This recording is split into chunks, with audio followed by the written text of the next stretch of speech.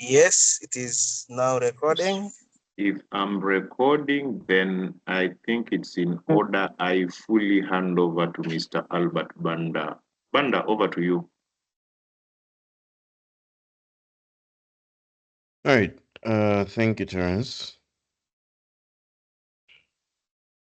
So yeah, my apologies. I would not be able to turn on my camera today, and I'm experiencing a bit of a power outage. But we shall proceed. Allow me to share my screen. Do let me know once it is visible. You should be seeing Visible what on is my end. this? Yeah, Amazon Relational Databases. All right, thank you, Terence. I think I see a thumbs up from Isaac as well. Thank you. So yeah, I'll try my best to keep looking at the chat. But as I said, I'm experiencing a bit of a power outage. Normally, I would have the presentation on a different screen, but because of the power outage, it means I have one screen. So that is to say, if you have a question, please disturb me as I speak and mute, and then make sure that I can hear you, right? Uh, Otherwise, I would not be able to respond. Maybe Terence will help in the chat if he's still available, but for the time being, we'll use one screen. Yeah. Yeah, for those who do not know me, my name is Albert Banda, by the way. I'm an AWS lover, and I will be taking you through Amazon Relational Databases, or RDS. So I want to believe that we are all familiar with the concept of what a database is, and basically just an organized unit of storage. So, as AWS does with most of its services, what happens is that there are going to be specific databases for specific use cases, and AWS tries to engineer and make sure that for that particular use case, we have a service that you can use. And on top of you using that service, we offer a number of advantages. So, the same thing you do traditional on premises, have a database in AWS Cloud, there's a database, but there are more advantages so that you are sold on the idea that you need to use a cloud-based database. So with variety comes a number of services, because we could say, well, you could use MySQL for everything, but that is not the recommended way. There are excuse me, there are highly specialized databases such as Amazon Neptune, which are graph-based databases for you to make graph-based applications, maybe social media applications, that recommendation engines and the likes. There are Amazon time stream databases that store time-based data, and they offer better performance than you would get if you were to use maybe something like a relational database with a time-based plugin. So others are strictly for caching, others are basically NoSQL databases. But the fact is that in AWS, you have a number of database services and for different purposes as well. So if you're not familiar with some of these databases, you could go ahead and maybe do a quick search which database actually does what. For the time being, our focus will be on RDS, or relational database service. So we start very simply. One, we understand the shared responsibility model as a component that allows us to understand what exactly do I do versus what exactly does Amazon do, right? So we get to a point where we understand that with RDS versus EC2 instances, because you do have the choice, by the way, as you do with most applications, to say that, okay, I do not need a specialized service. I'll take everything and I'll do a quick installation on EC2, right? You could install MySQL on EC2, run applications with MariaDB installed natively on EC2, but it does mean you do need to take care of a number of things. And that is something that the cloud is trying to eliminate. You doing a lot of work while using a similar service, then it means you can just buy a server and do the same work on premises. Right. So by default, everything below this particular line is going to be handled by Amazon. right? So you have your operating system installation. You have your server maintenance, you have your rack and stack, you're buying racks, you're putting all your different components into the rack, you're connecting it to power, you have cooling, you have networking. By default, you do not have access to that. You, as the customer, basically just come in. There's an operating system already installed, whether it's on an EC2 instance or RDS, and all you do is you simply start using it, right? So that is fine and good.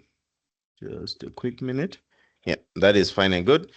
Now, what is then going to happen is that you have a choice of either doing an EC2 based database hosting, where you will say, I will patch the underlying operating system. This meaning that if you have a database running on Linux, which you can choose, whether it's Ubuntu, whether it's CentOS, whether it's Red Hat, you you do the security patches, you do the maintenance yourself. You do everything that needs to be done for that operating system to be fully secure, to be highly available, and to make sure that it can scale with your application as well, right? So you even install the actual database software, whether it's MariaDB, MySQL, Oracle, you install the software itself, you configure all the different licenses, any database software patches that need to be done. Maybe MariaDB now has a vulnerability and you need to patch it. It means you take care of it yourself. Any backups that need to be done manually, whether using native tools built into the MySQL application that you're using, whether using a different backup tool that is external, but you need to run these manually, even if it's a script, even if it's a cron job, they need to be done, they need to be monitored, they need to be stored somewhere, and you need to make sure that you can recover from them. And there is no guarantee, even sometimes you could be doing backups for an entire year and you find that all those backups are useless because they had like a small flaw or even a human error configuration, right? You need to configure high availability yourself. If you end up using more than one EC2 instance, for example, it means that you need to connect these EC2 instances yourself. You need to manage how your application connects to them and how your database comes to a point where it's all the same, right? It's all synchronized. One EC2 instance doesn't have data that the other EC2 instance doesn't have. You need to do everything yourself in that at that point in time. As you scale up, you need to make considerations for what happens when the transaction fails. Does it fail across all EC2 instances simultaneously? You need to take care of all the different latency requirements. If there's a transaction that fails, does the client have to wait 2 or 3 or 5 minutes for them to receive an error that the transaction failed or not, right? Or you could eliminate all the work that you have to do with an EC2 instance and say, my choice for hosting is going to be RDS, and AWS is going to go all the way and take care of everything that we just discussed, including how your database scales and its connectivity as it scales, including making it highly available. Maybe at the click of a button, you still do need to make considerations, but it means that if you enable it, AWS will make sure that it is working, right? Any backups, they can be automated. You can take them manually. Software patches, you probably never even hear about any software patches. Your database will keep running smoothly while everything is being done in the background. The database software installation, you simply pick, I want MariaDB, I want MySQL, I want Microsoft SQL. Any operating system patches as well, where that is installed. I am very sure that you never also get to really see which operating system is used, but it means that whatever operating system is used in the underlying background, AWS will patch it for you. So you see those advantages and you start getting into the mindset that I can really just go for this and focus on optimizing my application. Does it need cache? Do I need to re-engineer the query so that they're a bit faster? Do I need to maybe make my user interface a bit more smoother? Do I need to include maybe loading screens as queries are running in the background? All you focus on is the performance, the user experience of your application, and it makes sure that you have a good product on your hand, because all this is also work at the end of the day, which might need a specialist or you, which also does take away a bit of time for you to do application optimization.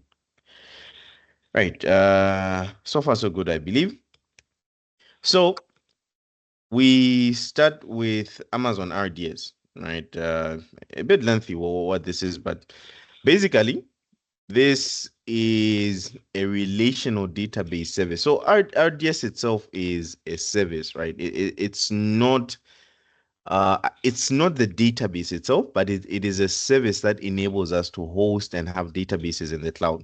Now, where we say this shines is because it reduces the total cost of ownership. And when you talk about TCO in the cloud, it's a very, it feels like an intrinsic benefit, but you start seeing it when you start using these services and when you now try to do the same on premises, or if you've done this on premises for a long time, you understand that having a database or a database server isn't just about it being up and running. It's also about the connectivity to that database. It's also about the storage that powers that database. What about the CPU that powers that database? The expertise, the ability to make sure that the database is always available, accessible. All that is work. It's expertise. It's hardware. That process that you go through to make sure that it's always up and running, that is the ownership. Someone is unmuted. I'm not sure who. And now I am hearing Siri speaking in my ears. All right. So, when we talk about the cost of ownership, that's basically what we mean to say that with RDS, you no longer need to think about what type of server rack am I going to buy, what type of cooling, what type of power connectivity do I need to make sure the database is up and running. It's very simple to use, very simple to operate, especially if it's, let me say simpler, not simple, it's simpler. And then it's also very easier to scale either on demand or as you have said, right? So it really does remove the likes, and it's what every company has to go through, which is what we mean by when we say that it removes the undifferentiated heavy lifting that you have to do. Everyone has to do it, but if you don't have to do it, it means you can build a better application and focus on your application. So you can create a database in minutes, which is something you can't really do on premise, right? On premise, there are still considerations. Buy the hardware, configure the hardware, have an expert set it up, get some networking set up, whether it's an IP address, whether it's a domain, you need to make sure that you have that. And it can take weeks to months. And well, if you're in Africa, it can even take years, by the way, but it just eliminates all that process. So it gives you a lot of flexibility to say, what type of database do I need? Focus on how can I make it better for my application? How can I make it better for my customers? How can I make it more accessible? And you have a choice of 7 engines, because 7, but now 8, but I think we'll explain why. And then you also do have 2 different deployment options in the sense that you can choose to host within one availability zone, or you can choose to host environment. So it also does have those benefits to say that it can patch your database software, it can allow you to back up your database, and you can also define how long you need that database to be there. One bigger feature of RDS is the fact that you can do point-in-time recovery, meaning that if you wanted to recover to a specific point in time where you remember, okay, maybe my database corrupted my database, I have a backup and I want to go back to that backup and see the database before it was corrupted. So you do have a lot of a lot of features, including the almost infinite scale of resources in the sense of compute and then storage as well when it comes to AWS. So you have an unlimited amount of storage, almost unlimited. There are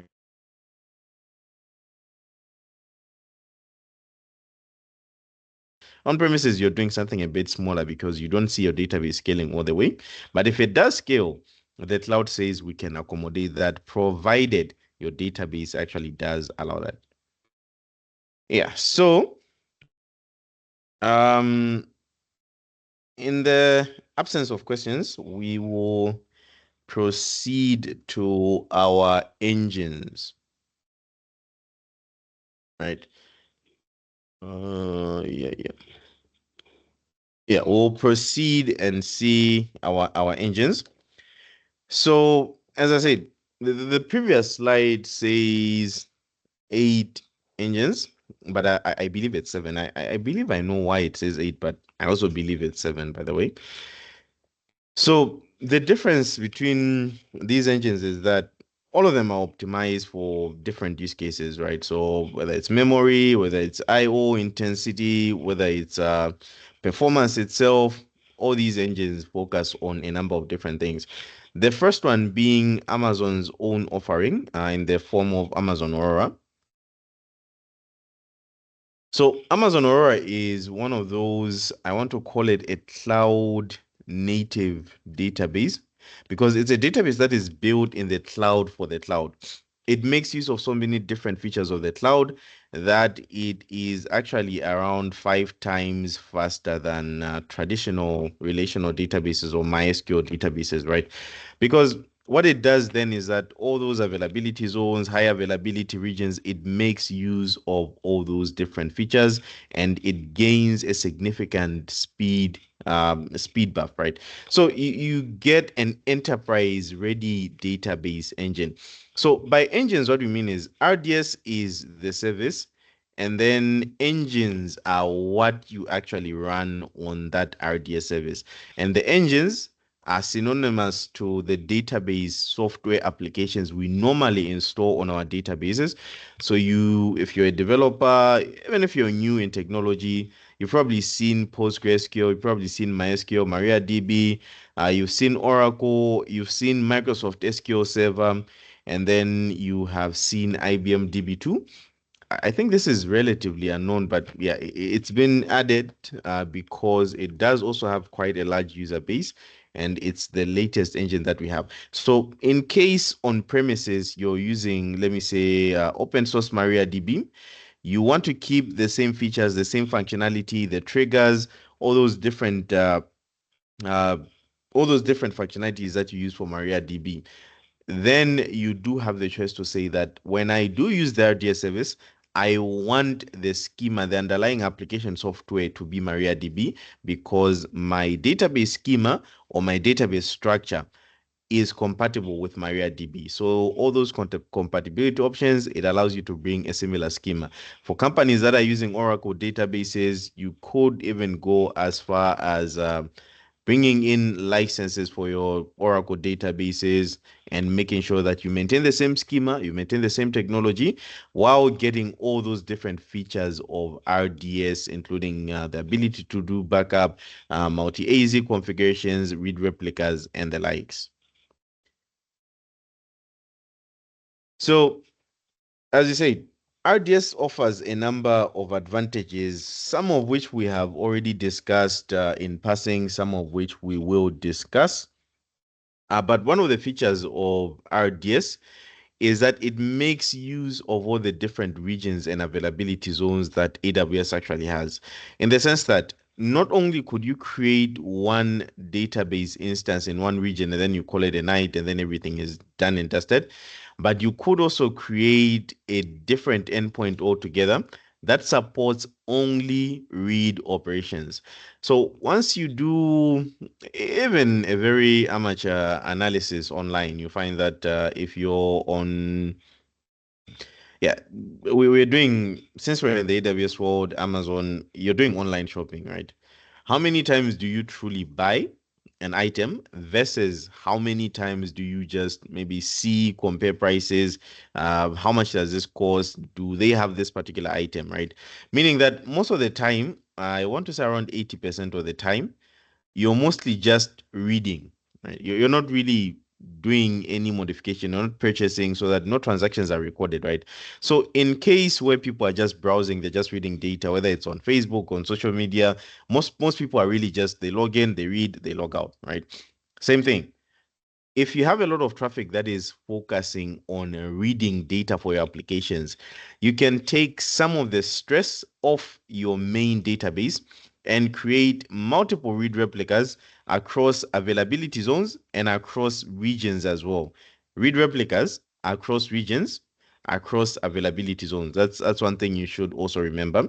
And what this is going to allow you to do is take the load of some of the read workload off of your primary database, and your primary database can simply focus on writing on writing requests basically and modifying the database itself.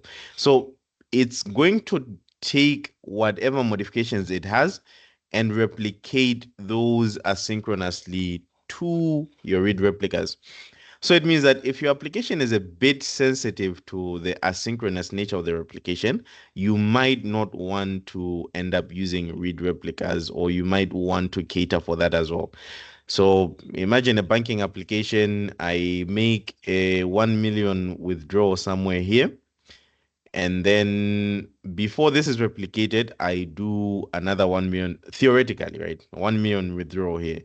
It means that I could go above the limit that my bank account has. Imagine my bank account has 1 million, by the way. So it means that I'm going above the limit that my bank account has just because this had not been yet replicated. So there are chances that you might read stale data in an asynchronous replication type setup. So that is one element. So when you're creating read replicas, all you're doing is improving the read performance, right? You're not improving the availability, because it does mean that if this database fails, you still have no database, right? It still means that your database has failed. You're not improving availability, but rather you're improving the performance of your application. Maybe you're running a query that takes too much in terms of resources of your primary database. You could just have a read replica and then run that query. You know, those analytics that are done towards the month end, towards the quarter, towards the half of the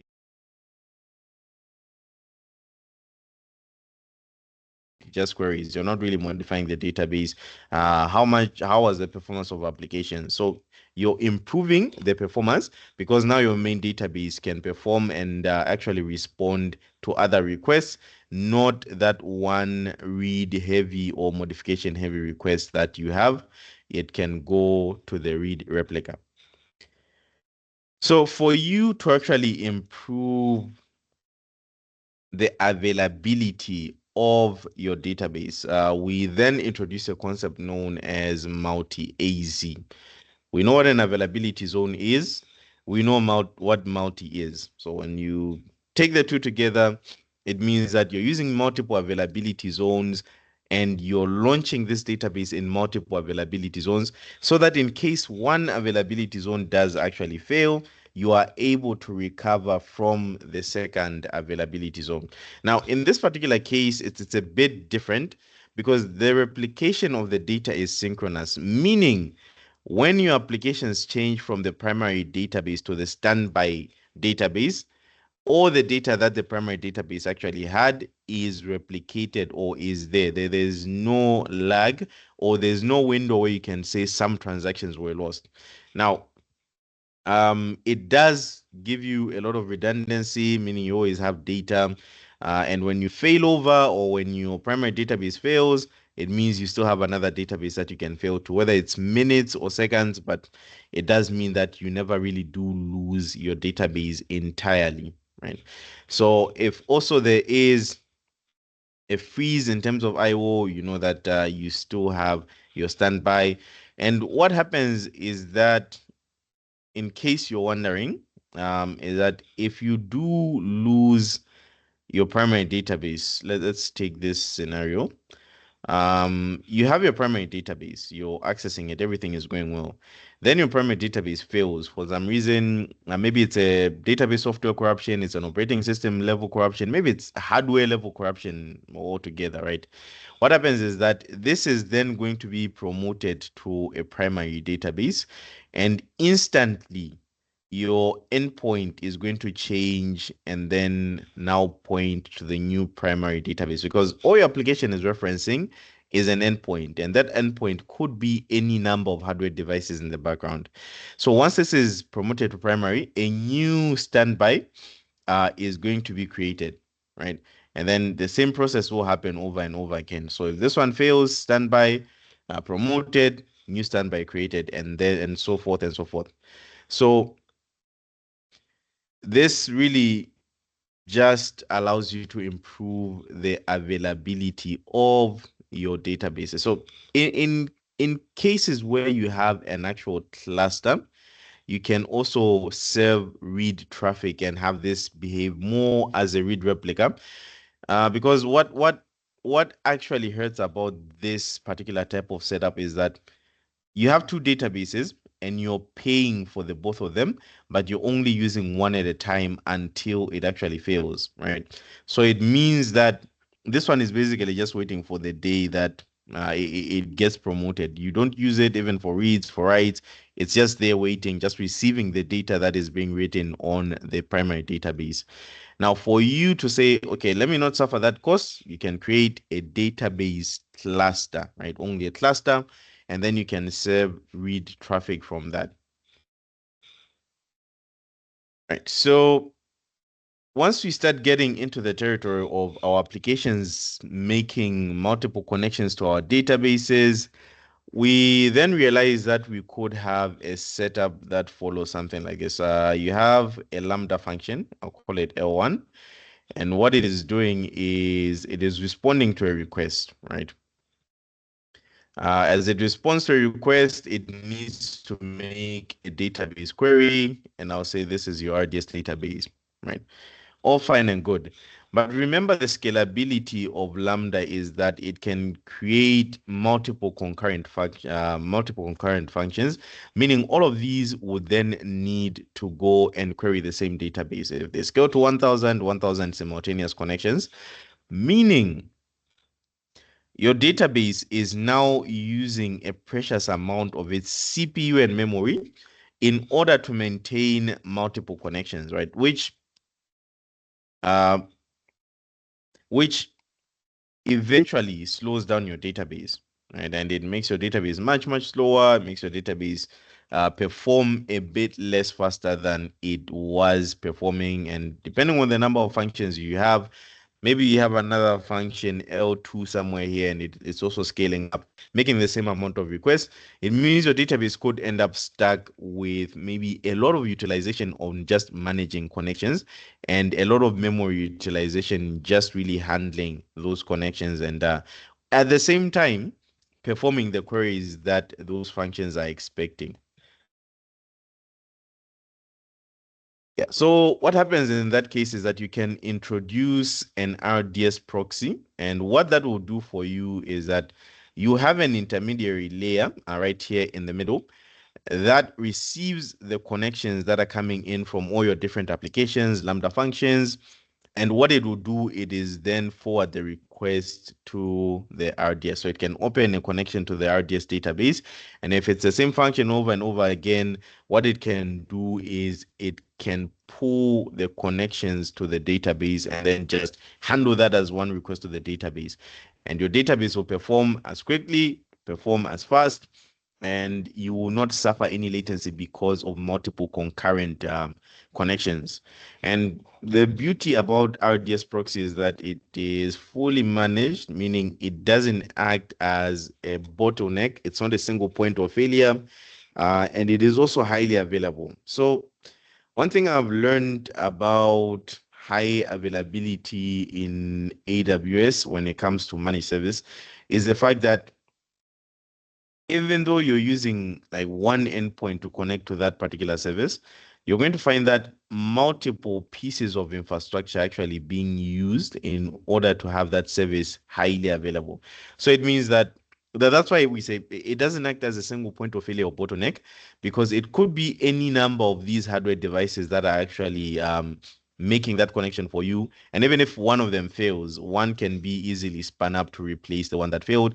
Even 5 can be spun up. If your connections increase, it means that multiple hardware components can also be used to actually serve your demand at that time.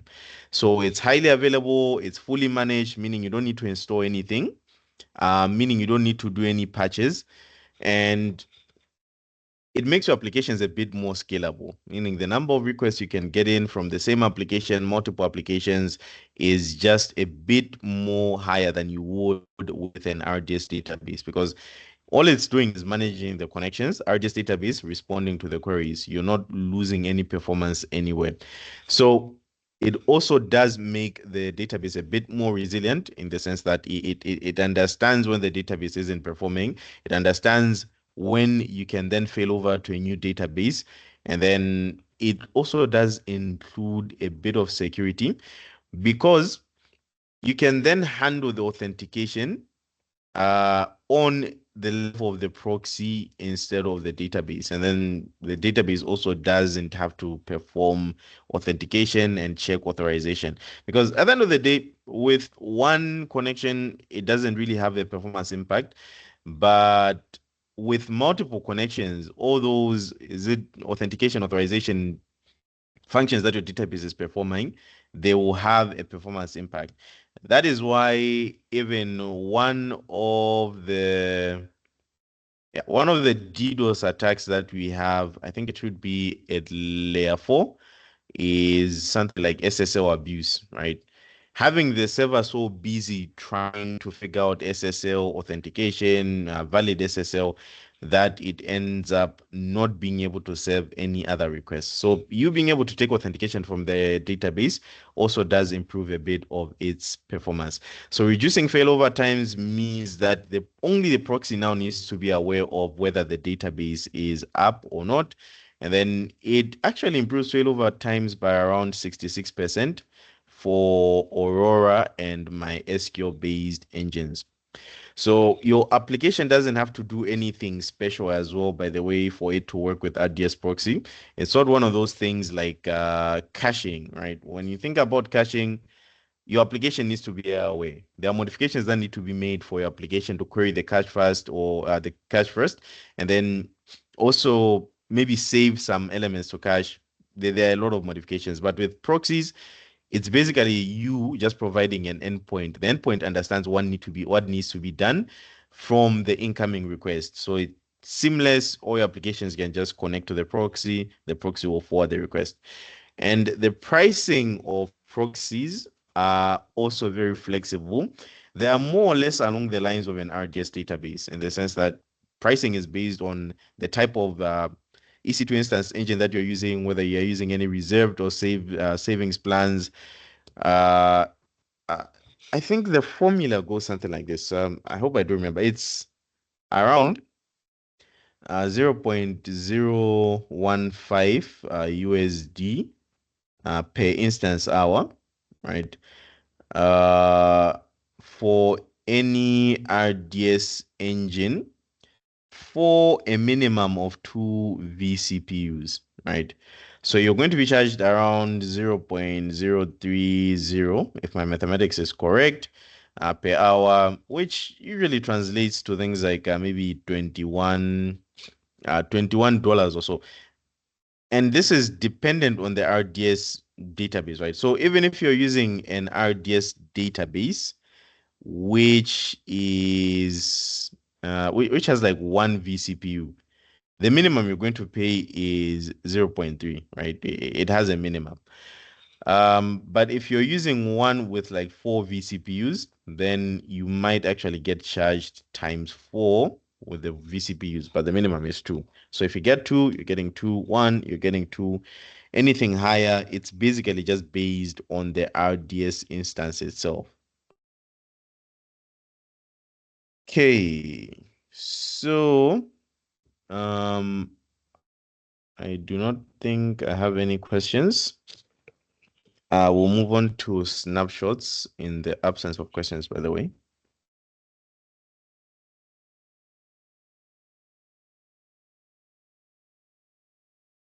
All right.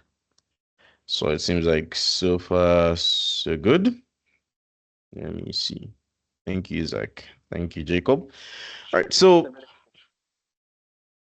okay. Thank you. All right. So what also happens is that, remember, one headache on premise that you get for any service, databases aside, is going to be backup, right? Backup can actually end up costing more than running some applications. You having a very small application with a database backup that is around 10 megabytes, your application has a storage of about maybe 4 or 5 gigabytes. Eventually, you're going to come to a point where maybe your database backups are more, or you have so many of them that they end up costing more in terms of either storage, in terms of either the performance itself. But RDS has a native feature known as snapshots, which is supported by the engines themselves, right? So what happens is that you need to identify which database instance do I want to take a backup of. And you then create the name, right? You name your snapshot. And once you have this particular snapshot, you can restore to a different database, the same database. You can restore from that snapshot or even create a new database based on the snapshot itself. Maybe you want to experiment on a production database, but you want to take the data in production and then you want to take it to a test environment or development environment. You can create a snapshot and then restore from it. Now, the amount of time that you need is based on the size of your database. And it's going to take a snapshot of the entire storage volume. So everything on the storage volume, all the files, all the temporary files, it's going to affect how much time it takes for you to create a snapshot. So a snapshot basically is a point in time picture or copy of your storage of your data, of your database storage, uh, that is exported for later use, whether it's for recovery, whether it's for experimentation, whether it's to create another database altogether that has the same, cloning basically. So it creates a backup of your entire instance, not just individual databases. So I use MySQL a lot and I use the MySQL dump tool, right? With the MySQL dump tool, usually what you do is you specify the database that you're trying to dump. It is a bit flexible. Maybe you can dump all the databases, but so far from what I've seen, you usually dump database by database.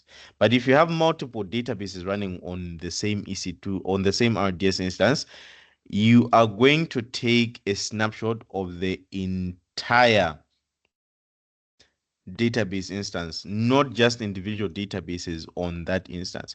You could still use native tools such as MySQL dump and then maybe dump one SQL database, but it means that if you have multiple databases, you know you're safe, you know you're secure.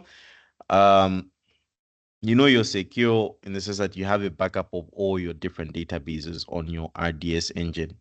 So there is going to be a moment of interruption because that rapid reading and writing of your database, needs to happen in such a short amount of time that it takes a bit of a performance hit for your RDS database. So depending on the size, it can either be from a few seconds to a few minutes, but it means that you can then take this snapshot and use it as you please. So one element of disaster recovery and one very common question for your solutions architecting is how do you move an RDS database from one region to another region? And it's probably something that we've also seen in our cloud practitioner. So I'm going to ask someone in the class to just volunteer and remind us.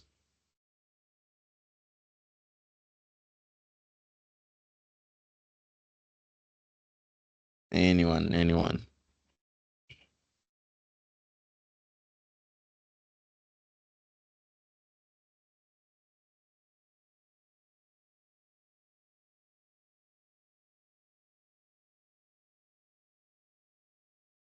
Or am I no longer audible? But can they repeat?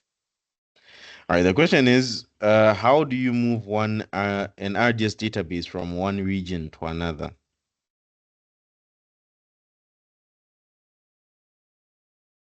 They don't want to talk. You point fingers and you name names. Samuel. You have Yeah, an answer. I'm going to be very biased because I see familiar names. I see Sarah, I see Olu, and I know they know. Samuel, what is it? How do you do it? There are no wrong answers, by the way. We're just speculating, right? Before we get You to do the a right answer. snapshot. Uh-huh. And You do a then snapshot. yes, And then Sarah. move And it. then how I want the internal details, because when that question comes, it usually has some details that you also need to consider. How do you move this snapshot? You mean replication or Not replication, moving, right? I have a database, it's an RDS database. It's hosted in US East 1, right? I want to move this database now to EU West 2. How do I move that database? Can I? Migration? Hmm. All right, Gerald, I think you said you could try. Sarah, thank you, thank you. It is migration, but I want the details.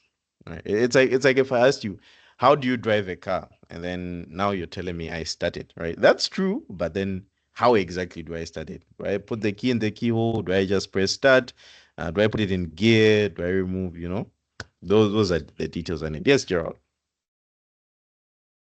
For me, the thought that I have at mind is maybe have the snapshot stored in an S3 bucket where you want to have your new RDS, and then you can just use the stored snapshot in the S3 to just fun up a new RDS in the new region that you want to, move your database to.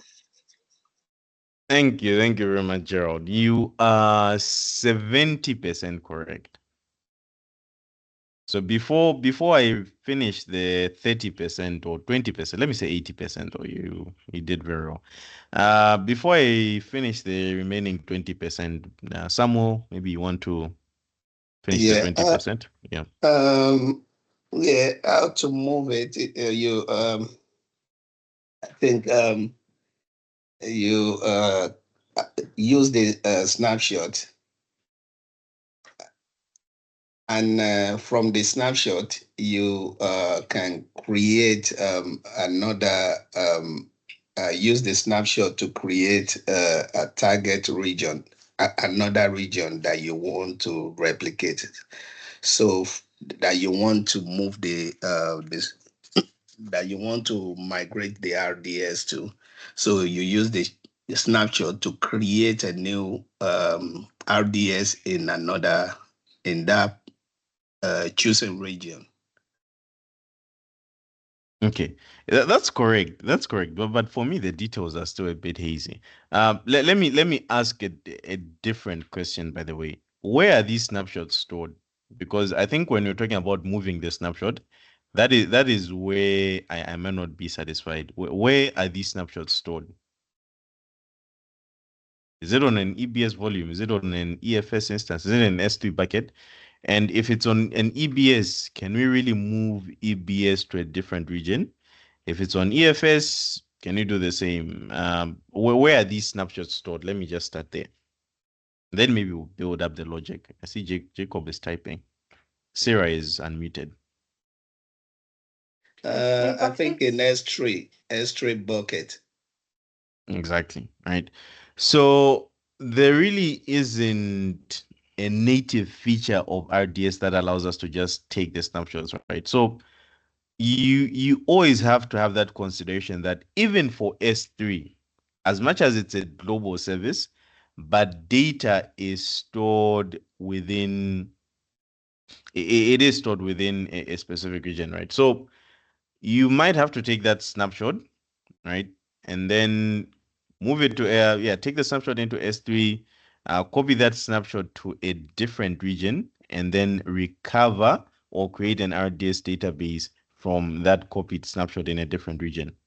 So That is the consideration I wanted us to make when it comes to actually moving an RDS database. S3 is going to be underlying service, and RDS itself lives within a different region. So can't really take this snapshot and just, I didn't just want us to say you take the snapshot and then you create an RDS database in a different region. But yeah, thank you very much to everyone who contributed to that. I think we'll be a bit more aware as we go into the exam. Right. So my next presentation would have probably been on DynamoDB, but I am guessing, Terence, you correct me, by the way. I'm guessing Mr. Joseph Tete would be the one to handle that. If you have the time, please push through it. That is DynamoDB. If you have the time, that is Albert. Otherwise, no, what I'm going to do is go through a quick demo. Okay, no problem. Yeah, so Joseph will still handle that if I do not get the time. Okay, let me just make this a bit bigger. All right, so here we are, the AWS Management Console. Yeah, so far we have everything. As I keep bringing it up so many times, I'm an old-fashioned person, so I usually navigate using the navigation itself. So you go to your services, you go to database, you find all those different databases that we saw and more. Even some that I don't think I've ever seen some of these before. But yeah, we are looking for Amazon RDS, Aurora and RDS, and I see it's also favorited on my end. And we'll see how we can actually create an RDS database or a database. It's the same steps. So you see that I have a number of different options. I would also want your attention to shift to the fact that you also do have the ability to create proxies, by the way. So proxies are also created in the same screen. You can create a proxy once you have a database, right? For MariaDB and MySQL, for PostgreSQL, for Microsoft SQL Server as well. You create your identifier. You define how much in terms of time you want, how much time you want a connection to be reset if it's idle, if it's not making any requests and receiving any responses. You define the database that you want this proxy to actually forward the request to. And then you specify how many connections your proxy should pull or use as one request to your RDS database. So you can even include reader endpoints. By the way, as you said, you're increasing your performance. It means that it doesn't mean you have to bypass the proxy just because you have the reader. You can still improve the performance by creating reader instances and still using the proxy to query those reader instances as well. So you can create standalone authentication, as we said, either using IAM roles, or you can use Secrets Manager. You can also use password authentication, native password authentication, the same we do with your username and your password. You can also use IAM authentication to say if maybe someone is a user in AWS itself, they can connect to the database. And that also does now allow you a bit of flexibility in the sense that you don't have to pass your database credentials to everyone in the team. They can just be part of a group of users, maybe database access users. You give them the required permissions or credentials and they can authenticate using IAM. Yeah, so a number of features. You can choose which subnet you want these proxies to be in, the IP ranges. We can choose advanced security by requiring TLS encryption through, so in-flight encryption, logging and monitoring is also supported as well. So I'll go back to the Aurora and RDS dashboard, and I will go to my area of interest, which is database instances. So currently I have 0 of 40 RDS instances running. 40 should be a soft limit. You could request a limit increase. Right, so I'll remove all these notifications, and we can see from the very drop down that if I had a snapshot, I could choose to restore a database from that S3 snapshot, from that snapshot in S3. So I could choose which bucket I wanted to restore that snapshot from. But yeah, I do not have the snapshot. All I'm going to do is simply click on create the database. All right, so you have a number of options. One, you can create this easily and get all the recommended options, best practice configurations, but it might not be what you're looking for. Maybe your application is very simple. You have 500 users, 1,000 users. I don't think you need multi-AZ deployment, multiple reader instances. So you may want to configure each and every option. And I said initially, I said it was simpler because you still do need to understand what you're doing. It's not simple in the sense that anyone can use it, but it's much simpler if you also do understand what databases are, how they work. You probably built a database or two, or you've written applications for a database or two, and now you're moving into the cloud, right? Same thing I said with engine options. There are 7, but there are 8, right? 7 in the sense that if you take Aurora Postgre and Aurora MySQL as the same engine, then that's basically just Aurora, right? And Aurora also does have serverless modes, by the way. So if you're looking at payment options for your databases, it means that if you're looking to save, then you could use Aurora serverless. It scales up in minutes. There's no infrastructure to manage. It's even a bit more performant, but it's still, it only is supported. Aurora supports only 2 engines, so that's going to be Postgre and MySQL. So if you're using MariaDB and you want to use Aurora serverless, that might not be a valid choice for you. So as I said, 7 different engine types if you count Aurora MySQL and Aurora Postgre as one engine, but 8 if you count them as different engines. I'll choose MariaDB. Yeah,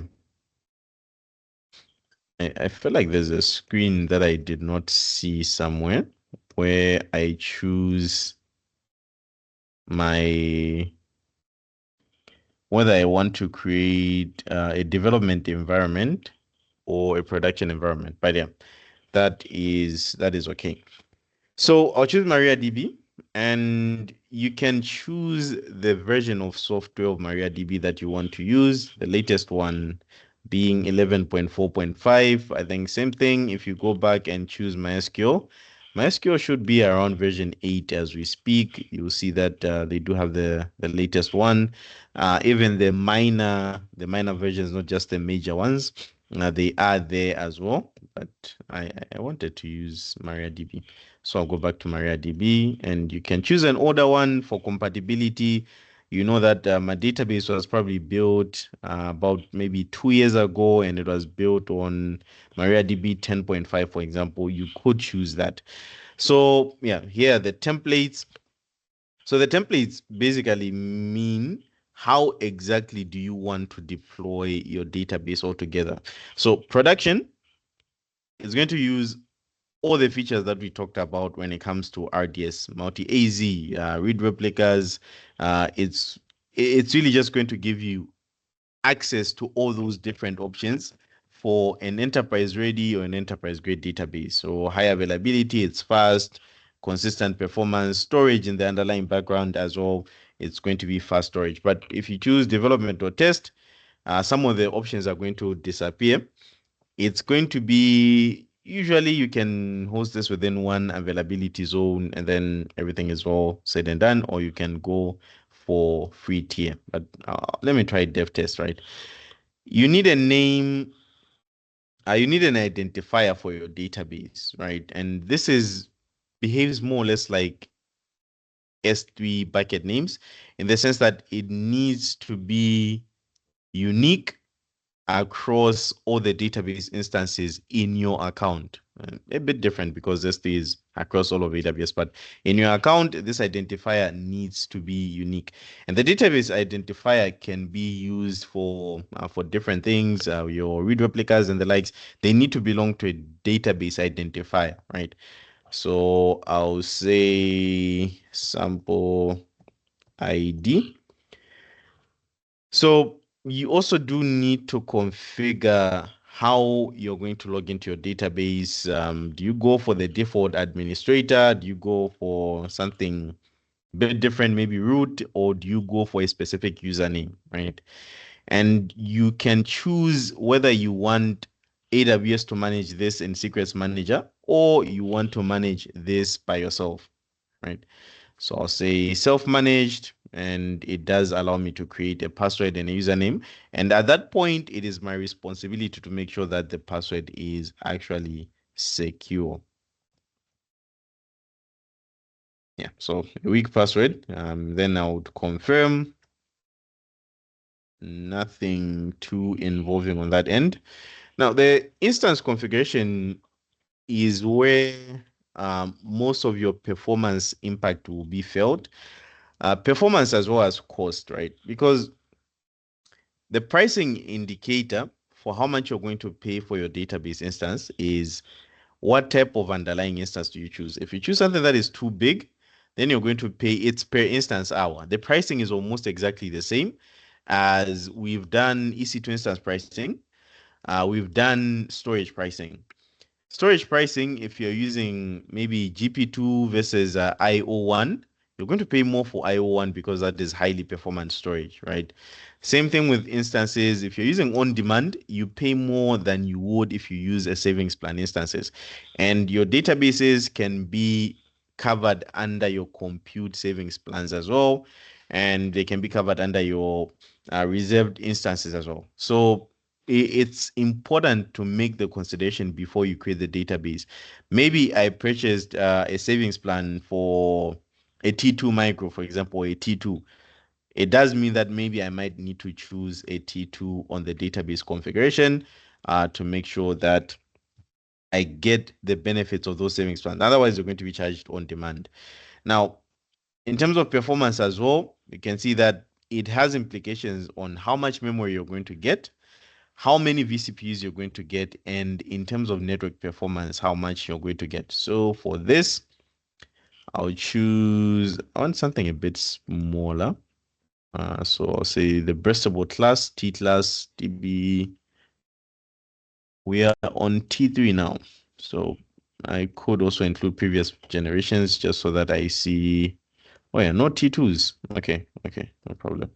So I'll choose a T3 micro. We can see that in terms of network performance, that's around 2 gigabytes maximum, meaning if you do end up getting too many requests, then in terms of networking, you might not be able to serve all that. Even in terms of memory, 1 gigabyte of RAM for a database might not be sufficient. So same thing applies with storage. You choose the storage type, and it's tied to the storage classes that we saw earlier when we were doing AWS storage. GP2, GP3, IO1, IO2, in terms of pricing, in terms of performance, you're still going to get the same, right? And if I choose IO1, it means that I'm ready to pay more. And it does also have implications on how much storage you can use, right? So for IO1, we can see that it starts from 100 to about 6 terabytes, right? Minimum of 100 gigabytes, meaning by default, you're automatically paying more. And you can choose the provisioned IOPS, and it gives you a much higher IOPS count. IO1, yeah, 80,000 IOPS. So if I go back and choose maybe GP3, can see that I can now go back to a minimum of around 20 gigabytes. So those considerations also do need to be made. The number of IOPS is, yeah, this is allocated as long as this is less than 400 gigabytes. So Maybe if I try to go to 500, I can then change my IOPS. So the performance impact of your database is going to be decided when you create this database.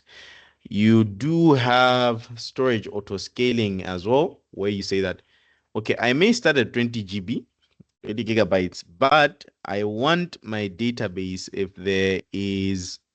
if it's being heavily utilized and it ends up going beyond 20 gigabytes, I want you to accommodate that as well. I want you to accommodate that growth, and you can specify a maximum number of that growth.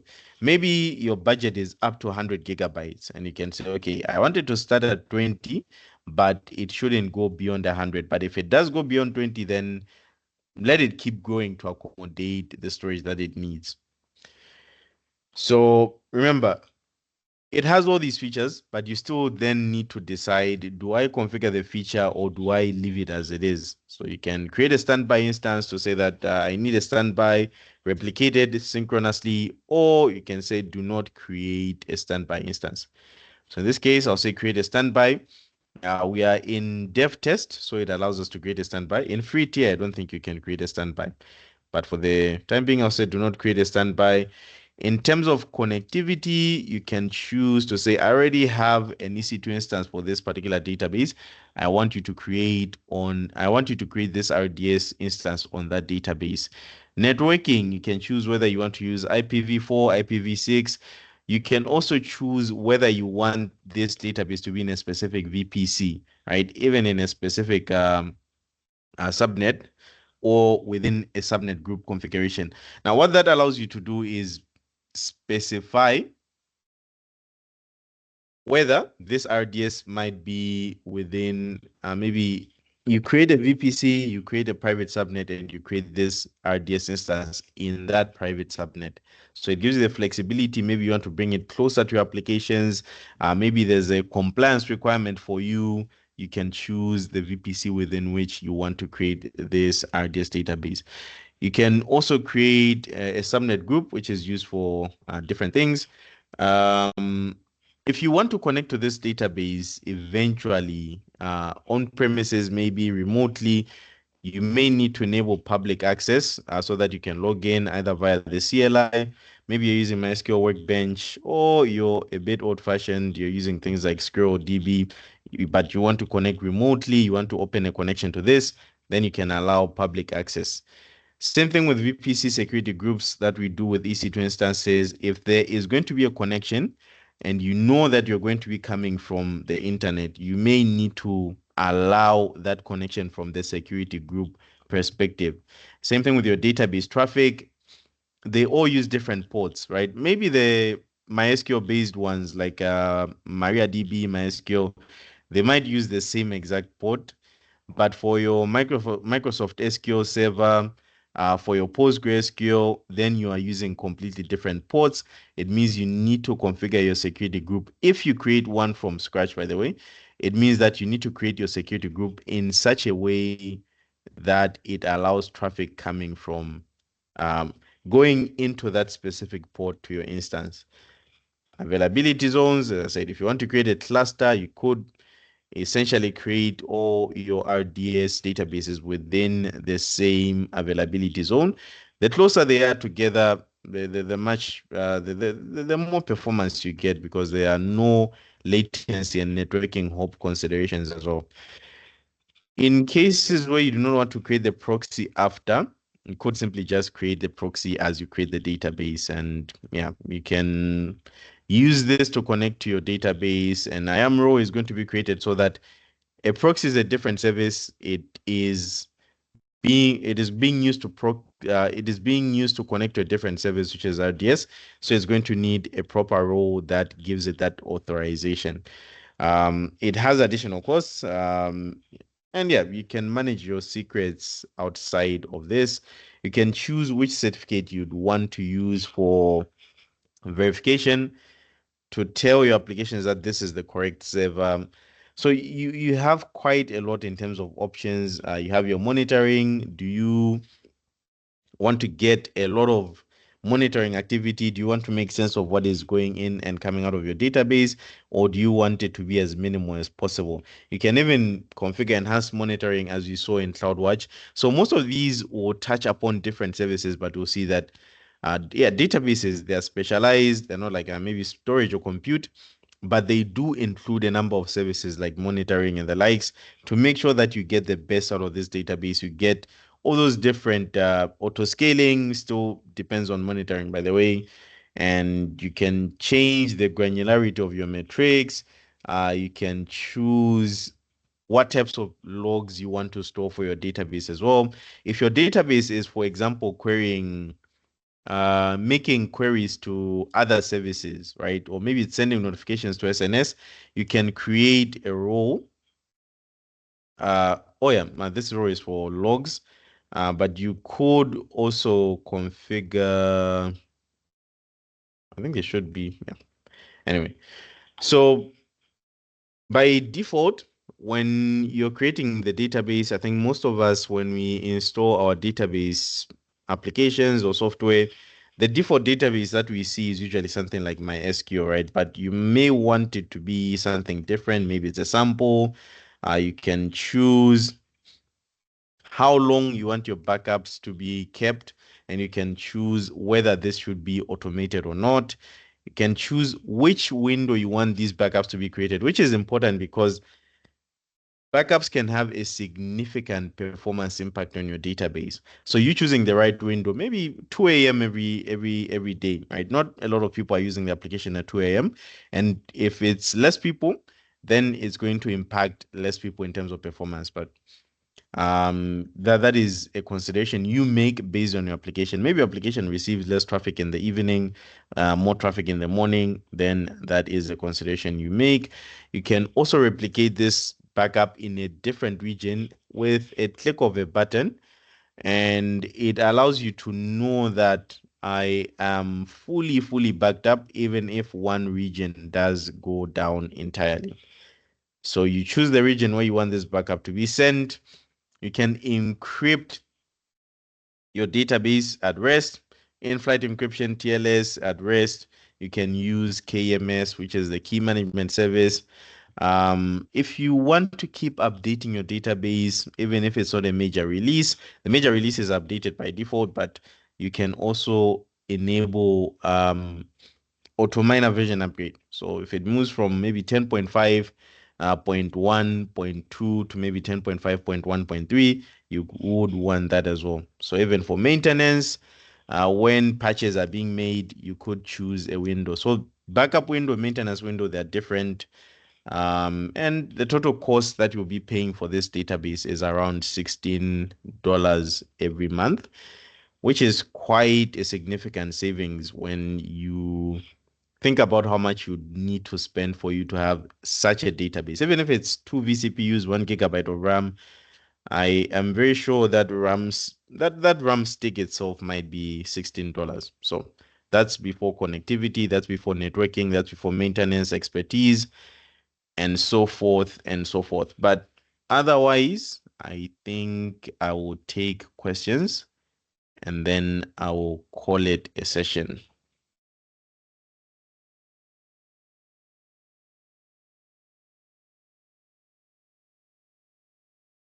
All right.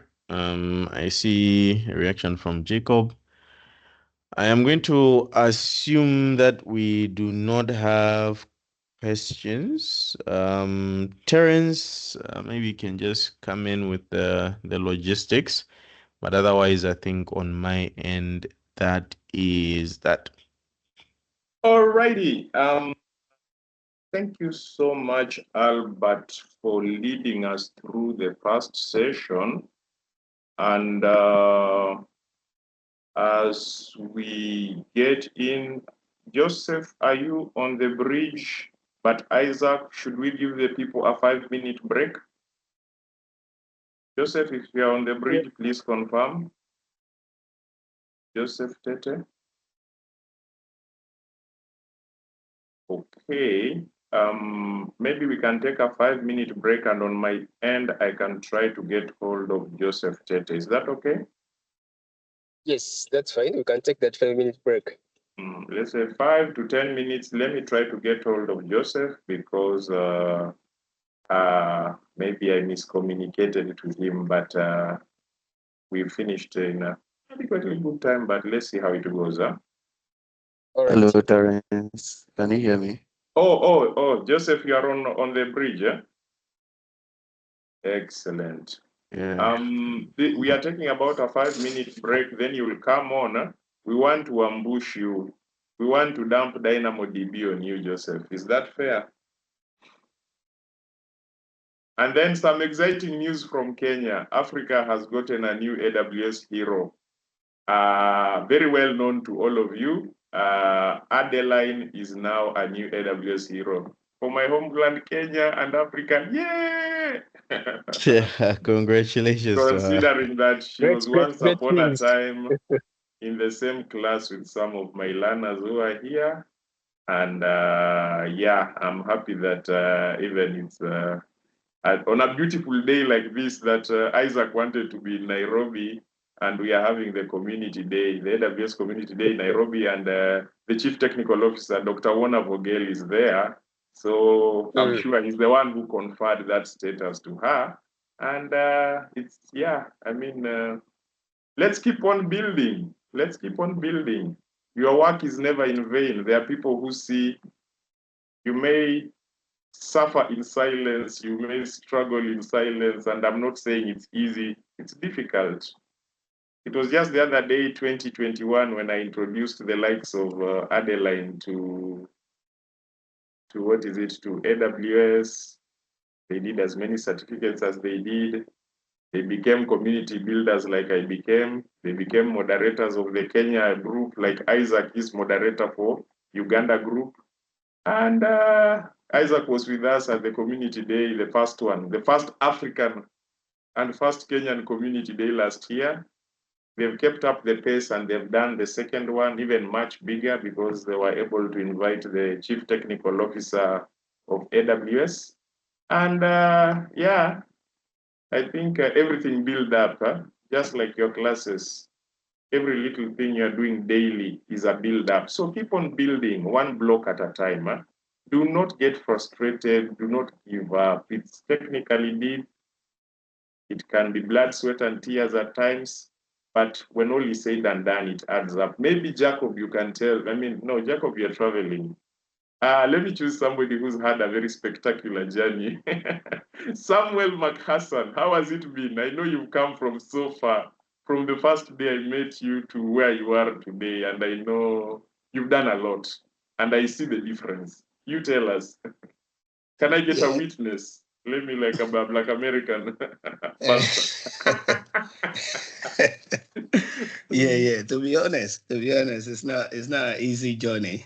I've been through, from CCP, from being novice in the cloud to be able to know one or two things, being able to go through different labs, know how the platform is set up, and all these things is just a gradual, continue studying and get your hands dirty as well, doing some, register a platform where you can be able to practice as well, get your hands dirty, be able to build, learn the tools and all those things that is required for you to be able to, get more knowledge. So it's a journey.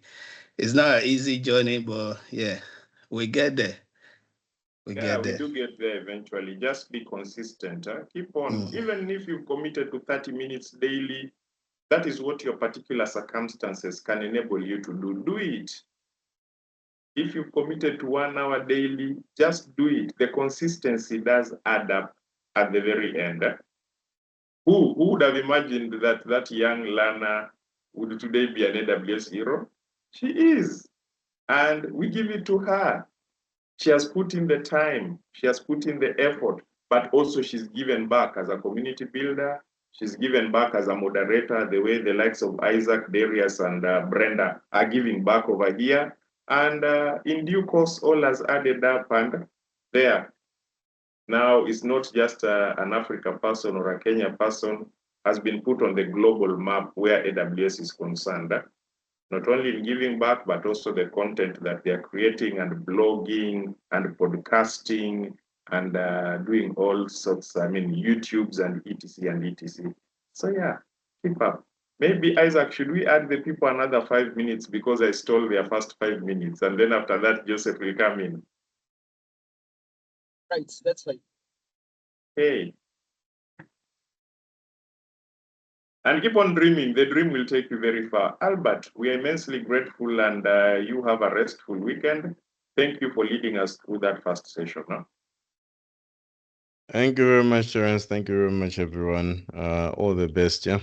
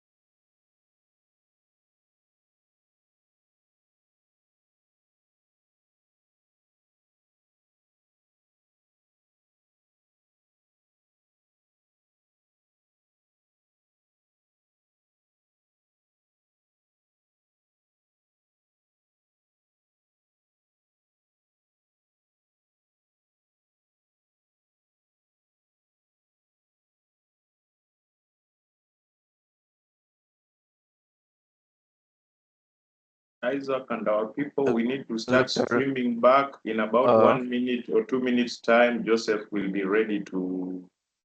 Terence, can you hear me? I hear you loud and clear, Joseph. Do you hear me? Loud and clear. I've been having some Excellent. network issues, so I understand. keep me on my toes. So, Isaac, you can keep calling our people back we get started in about a minute's time. Huh? Joseph is taking us through from DynamoDB and so on. Huh?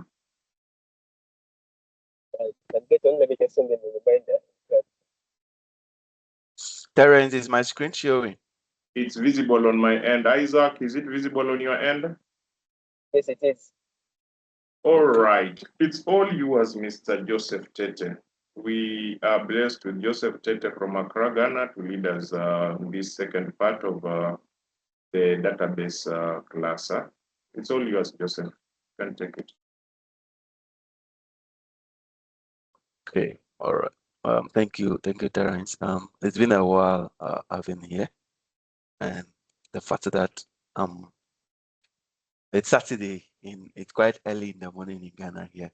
I may sound dull and cranky, but regardless, don't worry, we are on board the same craft here. All right, so I know Albert has done the heavy lifting. I'm just going to brush through with the remaining few topics that is left with. So we will be looking at the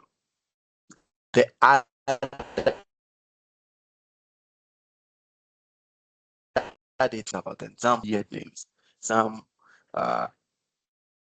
you hear the name and you think this what is this thing? So we'll be looking at the NoSQL databases. We will look at caching and then other databases as we go on the course. So let's just continue, and please don't bother the noise. So let's talk about DynamoDB. And with DynamoDB, I want to take your opinions on that. What do you know about it? What is DynamoDB? Any idea?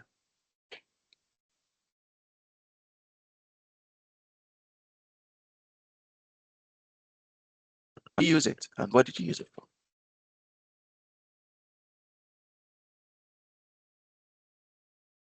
We don't answer. We will point fingers and name names. Gerald, do you want to tell us something about DynamoDB? Just put something in the chat. Don't worry if it is. Yeah, go on. DynamoDB, it's a NoSQL database that stores its data in key value pairs. Okay, stores its data in key value pair. I like that. Key value pairs. Thank you very much. That's when we talk about relational databases, as Albert has shown, you probably think of a table that you store your data in. Yeah, I see equal in rows and columns. So that's it's a tricky one there, Jacob. That's good. So this is what we call the schema, and let me put that here. The typical relational database where we have rows and columns. By the way, which ones are the rows?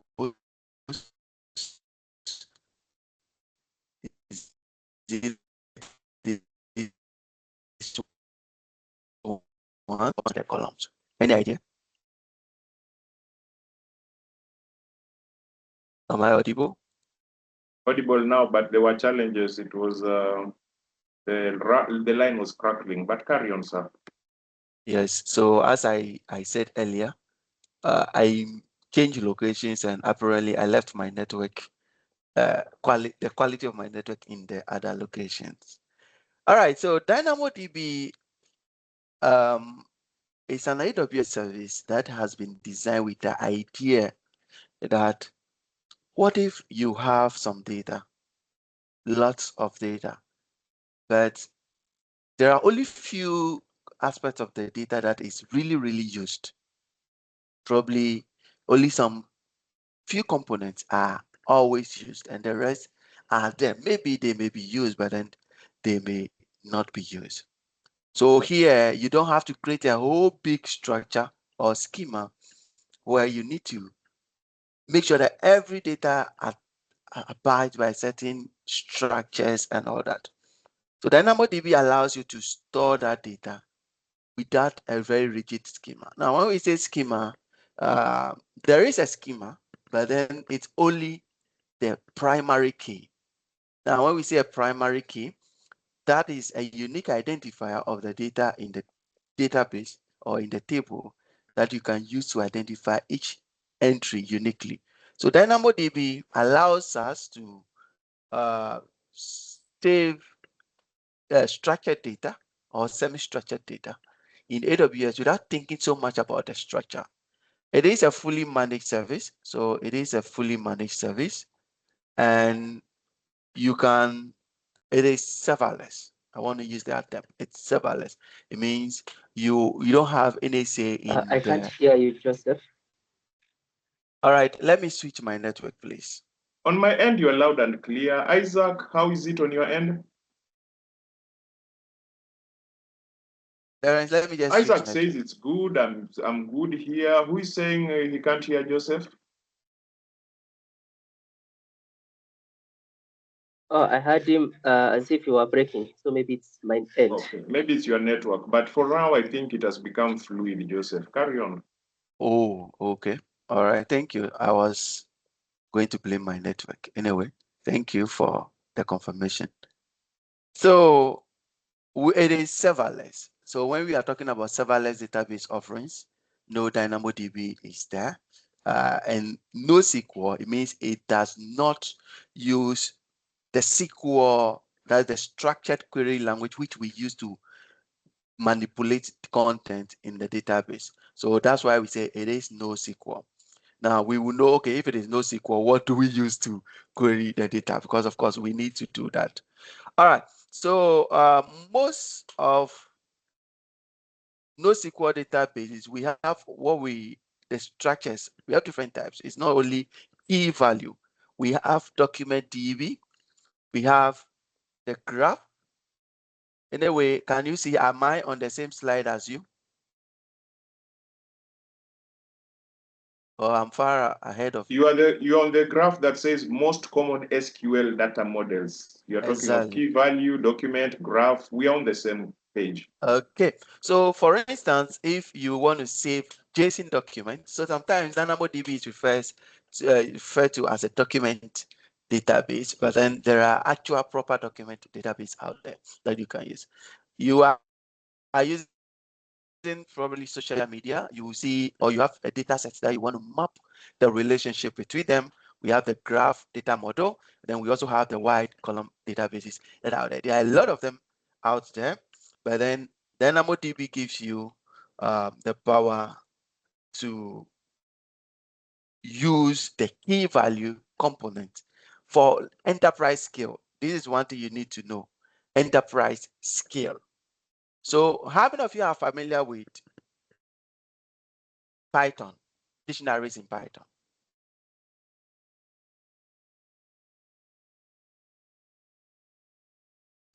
Okay, so give me just a simple syntax of, let's say you want to save your personal details as a dictionary.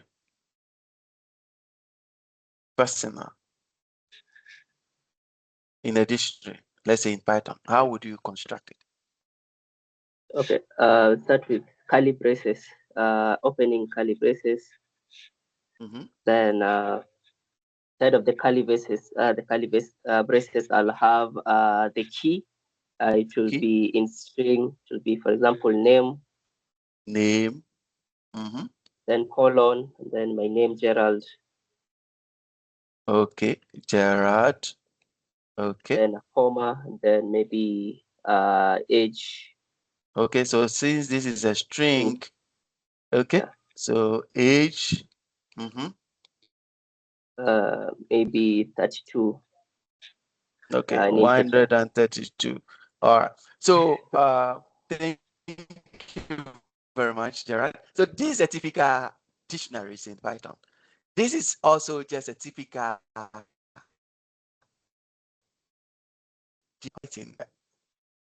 data. So JavaScript object notation. When you hear JSON, this is simply right. The same thing. What do we do to this?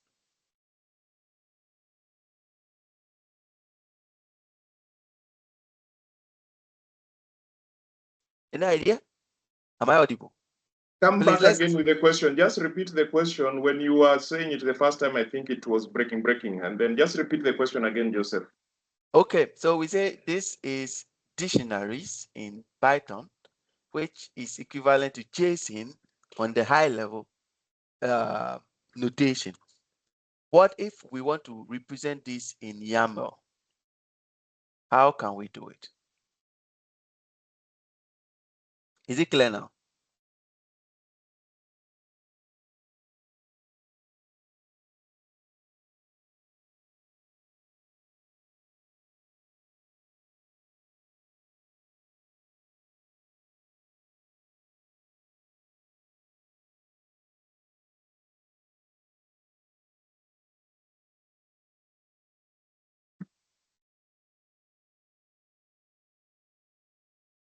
Hello, Terence. I hear you loud and clear. Carry on. Okay, so now I've switched the network. So did you hear my question about, okay, Just what's the repeat difference it. Just between, repeat it afresh. Huh? what is the difference between JSON and YAML?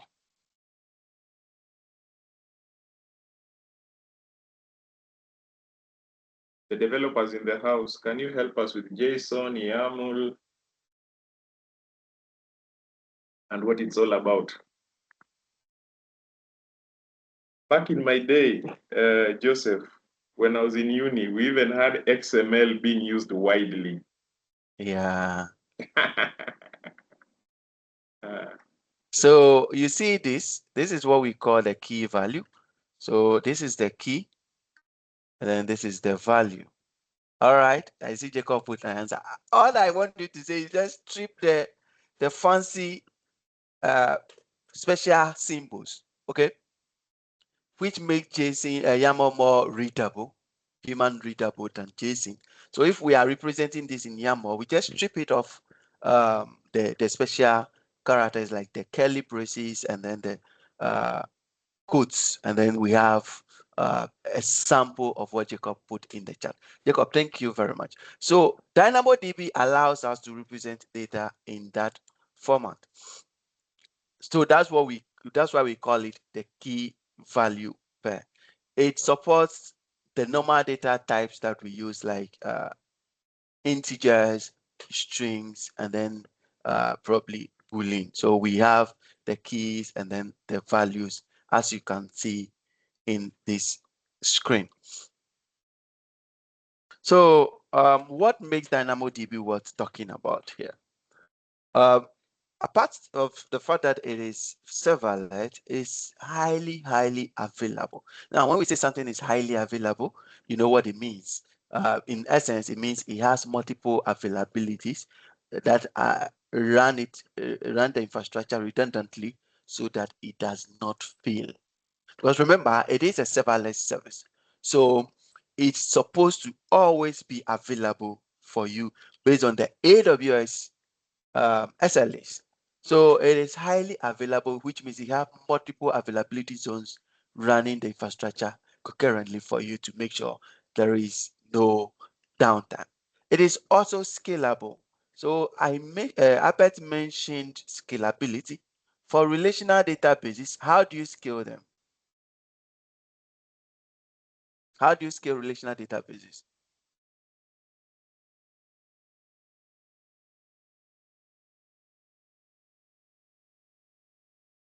Any idea? Is it vertical? Let me rephrase my question. Is it vertical or horizontal?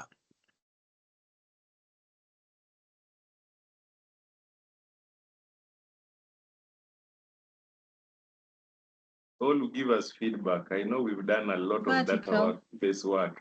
Vertical, thank you. So with relational databases, we scale them vertically. That's what we can do. The best they can do. It means we add on more resources. If it is running here, you need more resources, CPU, RAM, storage, you increase it, and then you increase it, and it goes. With NoSQL, and in this case, DynamoDB, it has what we call the horizontal scaling, and that makes it really fast. because here you only add on more copies of the instances or the infrastructure, and then you reduce if the need. So you scale in and out instead of scaling up and down. In that essence, it is durable, and it has microseconds latency. So it is very fast. DynamoDB is fast. It's designed to be an enterprise scale database. So it is very fast. And then, as I said, by default, you have multi-AZs running your data for you. So to understand DynamoDB concept very well, I'm going to just go to my AWS Management Console and just do it in the form of a demo, because I did not really plan to come and teach DynamoDB this morning. And you see the cost on my AWS Management Console. What do you think happened? Since we are teaching everything, what do you think happens?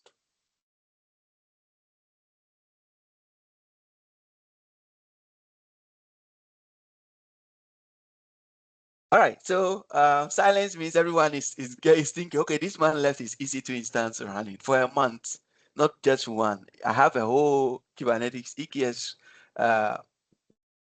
cluster running, and then I thought I deactivated it until my budget alert came, and then boom, that is what is happening. So let's see, how do we create a database, a table? In this case, we don't create the databases, we create a table. So we create a table by giving the table a name. So we call this table employees. So this table employees. And then in relational databases, remember we have what?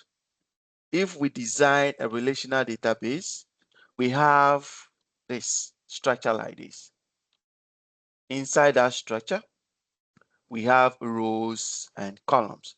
So let's say ID, name, age, and then let's say location, something like this. So the ID could be 1, 2, 3. Name could be Gerard. Could be Olu. They could be 900 years old. Somebody can be 1,000. Location is A and B. This is a typical relational database. Now look at this. We need a primary key to be able to query this data. So what do you think we can use as a primary key in this case? ID. ID. So we can use ID as a primary key. I don't know why my screens are behaving this way. So the ID is a primary key. In the same way, in DynamoDB, we need a primary key, which we call the partition key. So let's say ID as a partition key. It could be a string, it could be an integer, it could be binary. So that is another thing you should take note of. Then we have a sort key.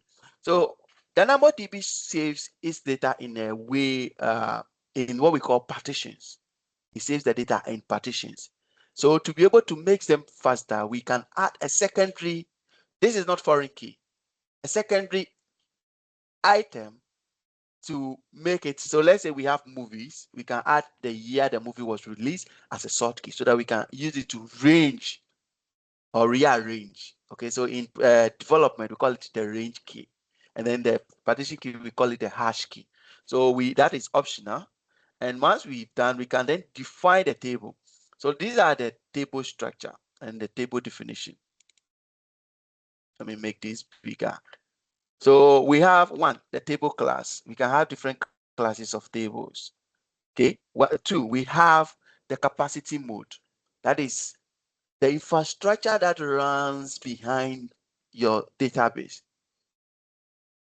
You have a say in it. Do you want it to be on demand, or do you want to provide some details? So we have pre-created or pre-designed ones, which we call the provisioned throughput. That is what you have a say. So you can choose provision throughput, or you can choose on demand. And then we have what we call the capacity unit. The capacity unit would give us insight into how your database is going to perform, the read and write operations. So we will look at the read capacity unit and then the write capacity unit. For the solutions architect exams, these are things you need to know. These are very critical things you need to know, because they define how you design your table. Then we can create indexes. We have what we call indexes. Think of them as a table, a secondary table. Okay, So we can create a secondary table and then another secondary table. So we have what we call the local secondary indexes, then the global secondary indexes. They contains the data from the original table, but they allows the querying or the indexing of the data to be faster. So those what we are. Then we have encryption and all those things there. So if I decide to choose customized settings, you will see I have the standard, okay, and then we have the infrequent for data that is infrequently accessed. Then the capacity, there is a capacity calculator you can see here. So we have the item size, and then we have what we call the eventual consistent or the strongly consistent. What this simply means is that if you have data in DynamoDB, and then the data is like this. So in the table, you have Abraham as the name. Abraham as the name. And then you write again, and then you change this data to Abraham. You see, you perform write operations. Consistency is okay. So if you decide to read the data, what are you going to get? What do you think you get? Is it Abraham or Abraham or Abraham? If you read that data immediately.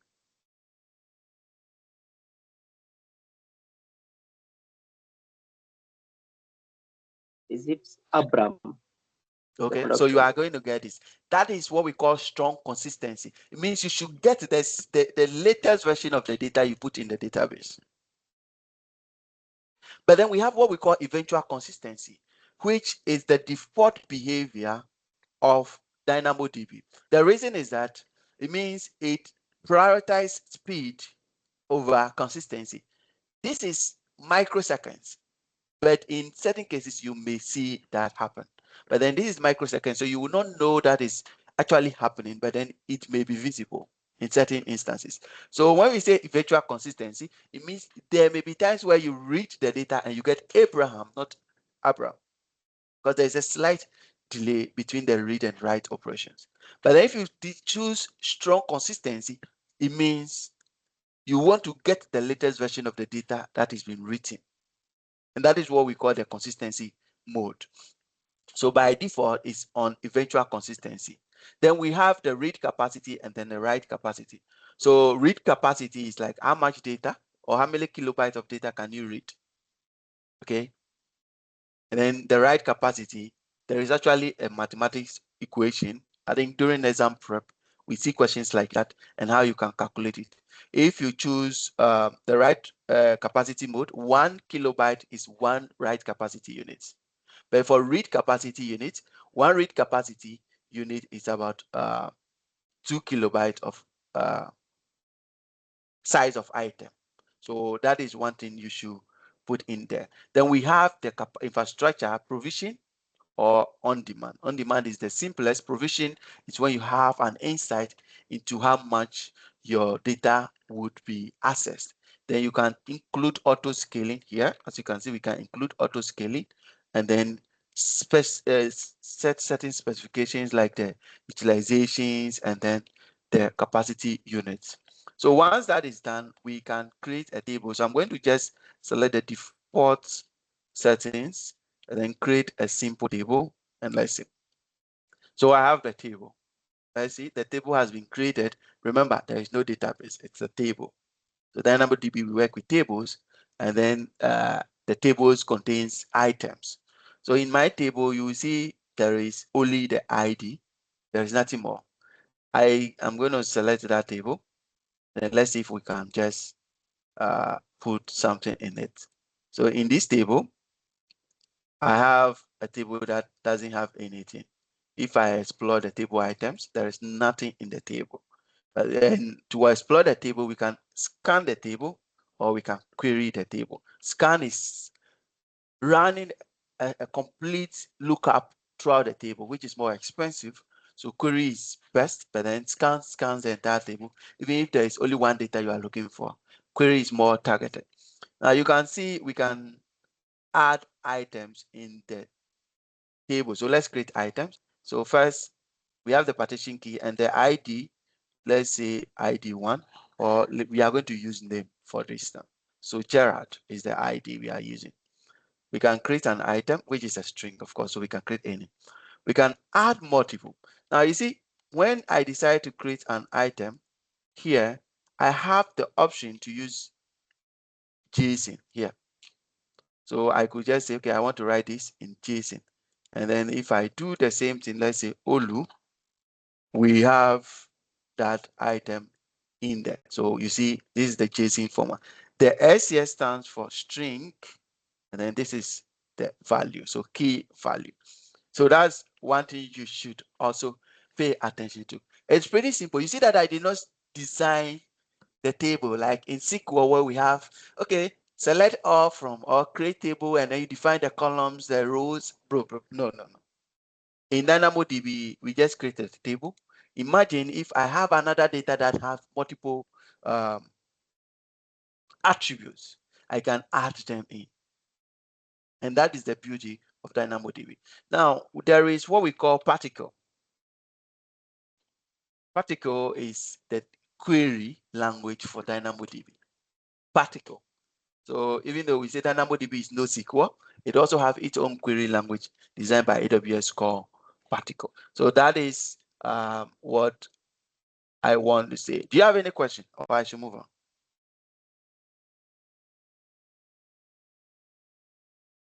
Question? You give me thumbs up if you're okay.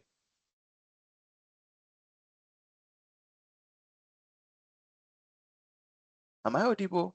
The class is quiet. It means everyone is confused. Joseph, No, you it's are okay. so loud and clear, and the network is good. I don't know. Isaac, are you there? Yep, so fine. Mm-hmm. Are you people Okay. enjoying, or you are so lost as Joseph is fearing? You know, we guys like an engaged class. That's why we always, if you don't ask us questions, we ask you questions. I know where Joseph is coming from. So are you people totally lost, or that is just his concern? Huh? Not that we are picking on anybody. Or maybe I'm moving too fast. That Or could also yeah. be. Yes. You could also, you get, huh? Yeah. The All learn right. experience. Carry on, Joseph. All right. So as I was saying, the default consistency mode is what we call the eventual consistency. That guarantees you get the latest version of data. Okay. And actually, you can change that as you have seen. So don't fret. So just as every database needs to abide by some let's say compliance, DynamoDB also do that, and it supports the ACID principle, which it means there should be consistency, isolation, durability, and then atomicity. It's there. Then there are cases where you want to run DynamoDB across multiple regions. You can use what we call the DynamoDB global tables. So DynamoDB global tables is like when you RDS multi-AZ in the sense that, but it's multi-region. You can run your database in regions, and all of them can have the reader and the writer endpoint. So your applications or your users can access this data concurrently anywhere they find themselves. That is what we DynamoDB global tables are. I'm just going to go over the few important key things that you need to know. So in this case, we have our primary table with or the primary database in region A. We can have a global table where we can connect to it from different regions as you can see here. Let me see if I can expand my screen. Good. All right. Also, as you have seen me doing here, on the left side here, we have backups. So let's just look at backups in here. So DynamoDB actually has the option for you to create automatic backups, or you can create your own point-in-time backups or snapshot, as you will call it in other languages in there. Then to speed up your DynamoDB table, there is a caching service called the DynamoDB Accelerator. which is what is here. I'm not teaching according to slides. I'm following the key components you need to know. So what is a cache? That is something we will talk about. Say you have your database here. Your customers are all coming, reading the data from the database. Okay, there is pressure on the database, especially if there's the same data is being accessed, the same partition is being hit. We have what we call the hot partition problem. It's like pressing the same key on your keyboard. You see that very soon the key will not be responding, even though you press it for a number of times, and then you see running. That is the hot partition or hot key phenomenon. So to speed that process, you can have another layer of infrastructure assets between the database or the original database and then the application, so that instead of customers reaching out to the main source, they can reach the frequently accessed data in the cache. We'll be talking more about caching in our next in the subsequent topics. So DynamoDB have its own caching service called the DynamoDB Accelerator. Okay, so DynamoDB has different workloads, but in workloads where schema is not something of your concern, you just want speed, you can go with the DynamoDB.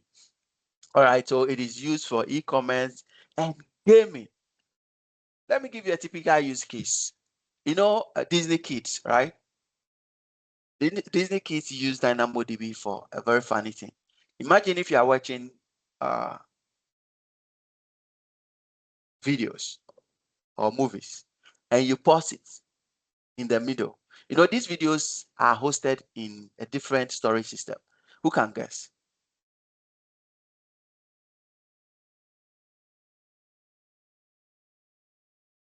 Our videos, I'm going to guess EBS. No.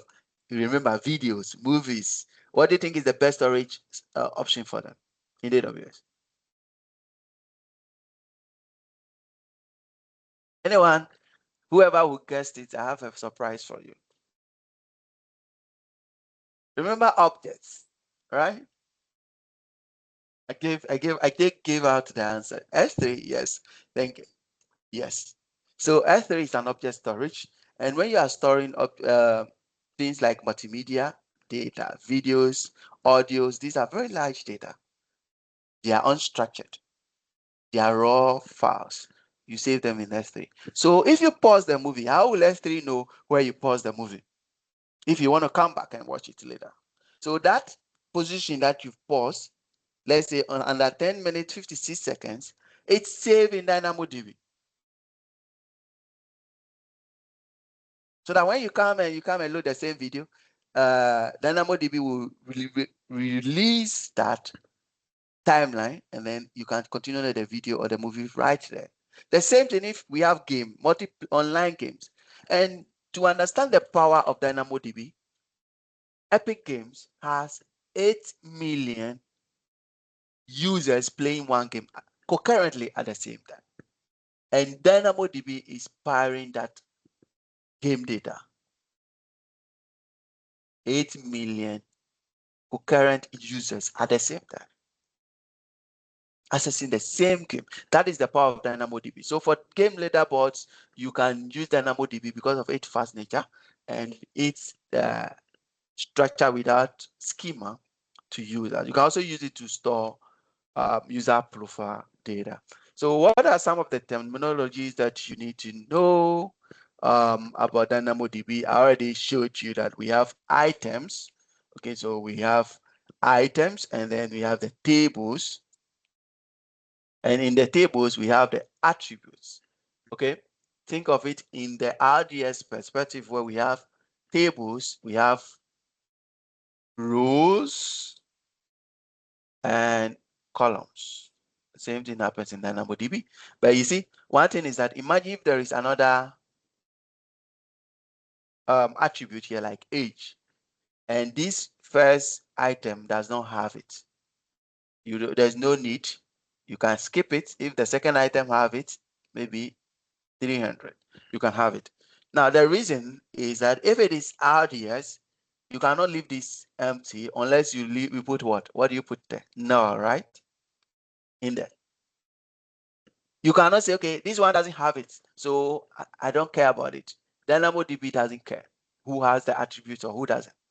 But with the relational databases, you have to adhere to a very strict and rigid schema.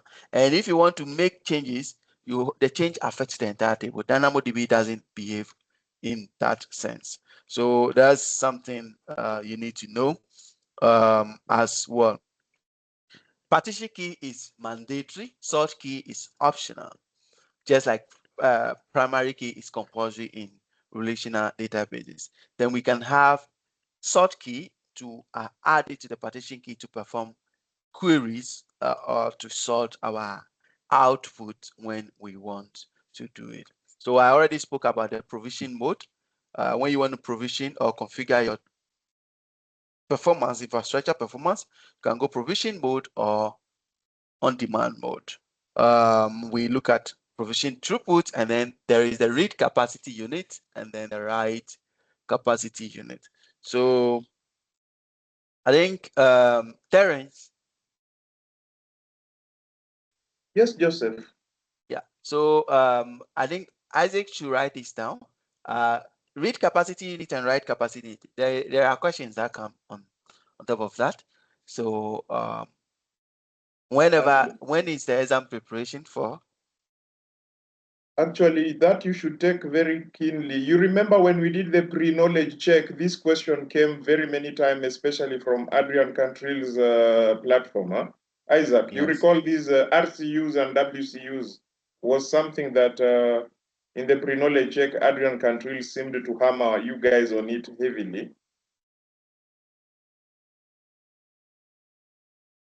Yep. All right. So that is the exam alert. The trainer is giving you exam alert. Huh? Yes. So what you should know is that when we say one read capacity unit, we are saying that, okay, remember we have consistent read and eventual consistent read. So one read capacity unit is one strongly consistent unit, and then it is two eventual consistent unit. So by default, when we say one read capacity unit, it means two eventual consistent read. Remember that. And then which it simply means is that if you are reading, let's say 8 kilobyte of item, and you are using the strong consistency, you would have 8 kilobyte divided of one read, which is 4 kilobyte. Okay, so you will need what we call two capacity units. Capacity unit. Read capacity unit, yes, for that. So it's just a mathematics. It means when we read, it is 4 kilobytes, okay, of data. So if you have 8 kilobyte of data, you need two capacity units to write it. Let's say you have 10 kilobyte of data. How many capacity units do you need? How many RCUs do you need to read this 10 kilobyte of data? Strongly consistent. Any idea?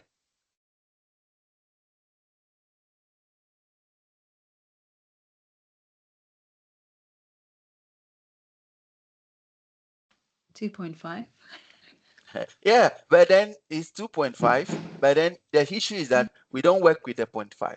It goes in fours. So 4, 8, you got it? Plus 8 plus 4, that will be what? 12, right? So you need 3 read capacity units. Do you get it? So you were correct, but then we are not going to use the 2.5. We are going to use, because it's 4 kilobytes of data. We are not dividing that. Each read is 4 kilobytes. You get it? So you need 3 read capacity. I think I'll wait till we get closer to the exams and then come and redo this again. It's very important. With write capacity unit, it's easy because one write capacity unit is up to 1 kilobyte of data. So if you have 10 kilobyte of data, you need 10 capacity units, write capacity unit. You have 100, you need 100 write capacity units. It's very simple as that. Any question?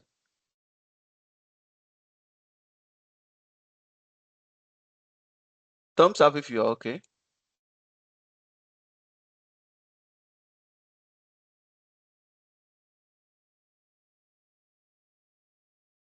It's okay. Okay. Silence means everyone is okay. So let me move on to my next topic for today.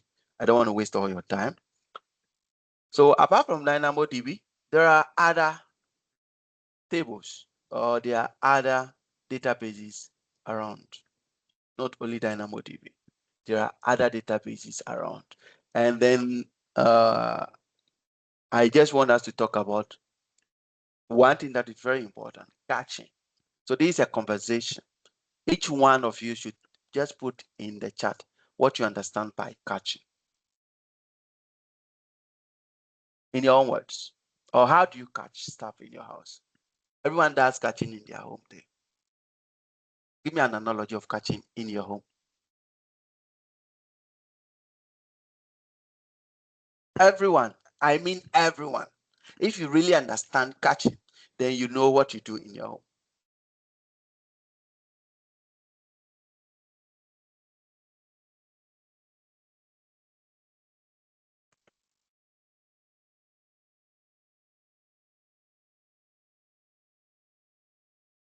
Okay, so Gerard says, having my pens and books on the top of my reading desk to easily access them.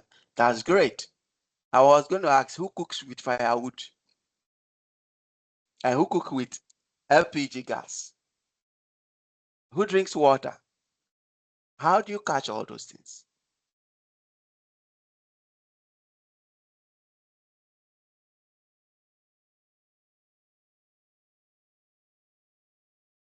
Everyone, please, I want everyone's point on this. We will point fingers and name names. Jacob Kisang. Okay, so Harriet says storage for easy access. What do you store for easy access? Somebody says pens and books. Okay, Jacob, go on. Okay. So caching to me is a technique in computing that helps to allow frequently accessed resources to be available. So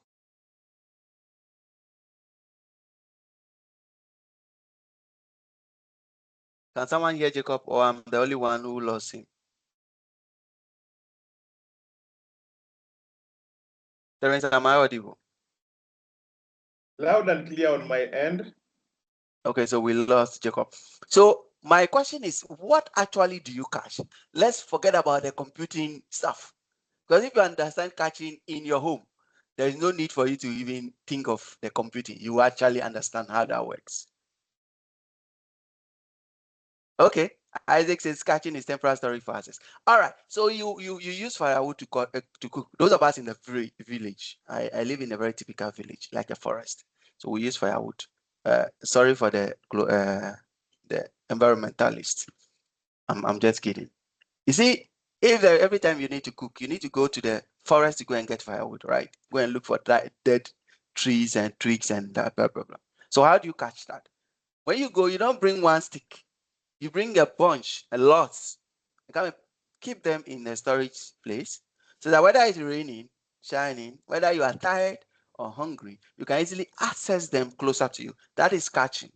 LPG, the same thing. You don't go and say, okay, I want 1 liter of LPG to come and cook. You buy a lot so that you can come and keep it in your home so that maybe at the time you need it, you don't go to that filling station again. That is catching. You go to the supermarket, you don't buy 1 bottle of water and you go home.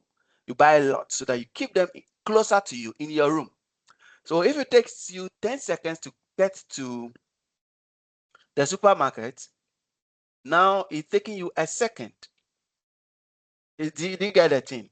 So it takes you a second to get that access. Now in computing, this is a way of storing copies of frequently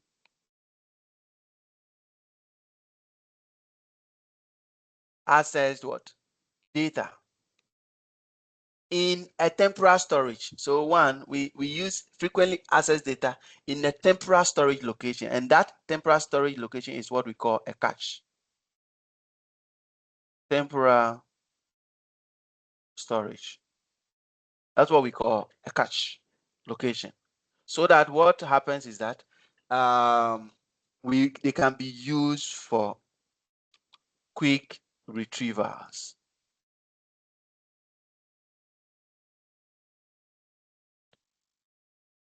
You got it? Now, there are types of caching. I'm going to teach this totally outside. We can do what we call in-memory caching. So we have in-memory caching.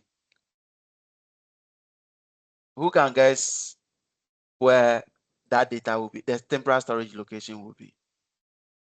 In memory, we can have application levels caching. We can have browser caching. So you know your browser has cache. We can have a content delivery network caching. There are a lot of types we can do. Now, I will be talking about the in-memory, where we store the data where? In the RAM. Where we store the data in the RAM. We can store them in browsers, and then if you are using something like CloudFront, we can cache them at content delivery networks. So in-memory caching, we store the data in a RAM or another infrastructure that acts like a RAM. Now, if you want to understand this in a way, you see, look at this again. We have our CPU, in this case, compute here. We have our RAM here. Then we have our storage. Let's say S3, EBS, whatever here. My question to you, let's connect this system. Okay, I like computer hardware.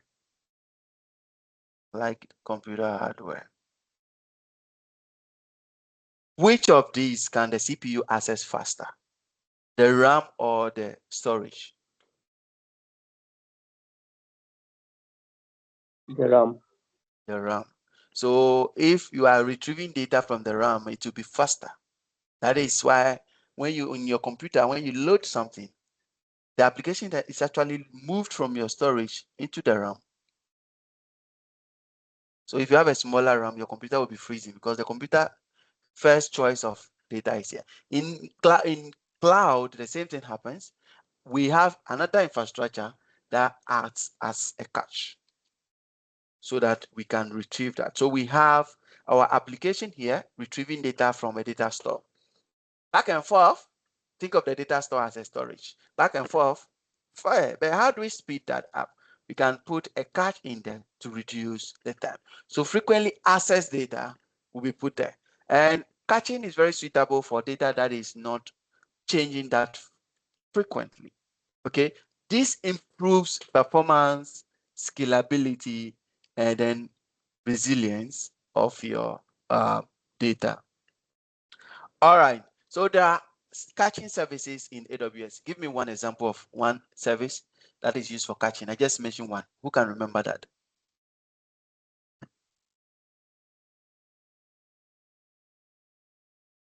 The DAS. DAS, DynamoDB Accelerator. Thank you. So that is a cache service specifically designed for DynamoDB. But if you are using Amazon RDS, you are using your own databases on an EC2 instance.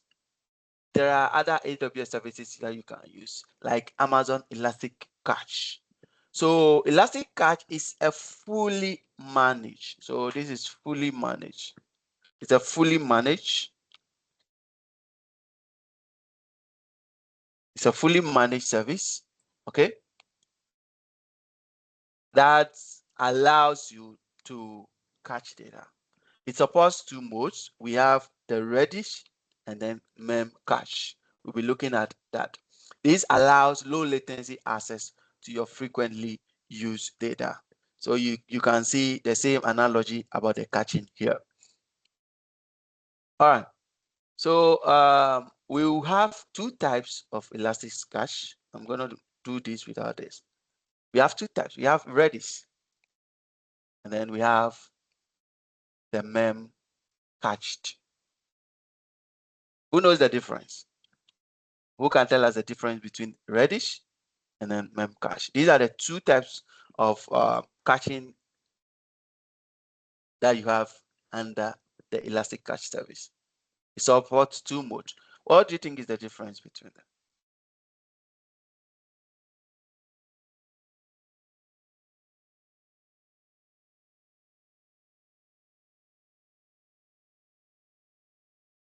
Any idea?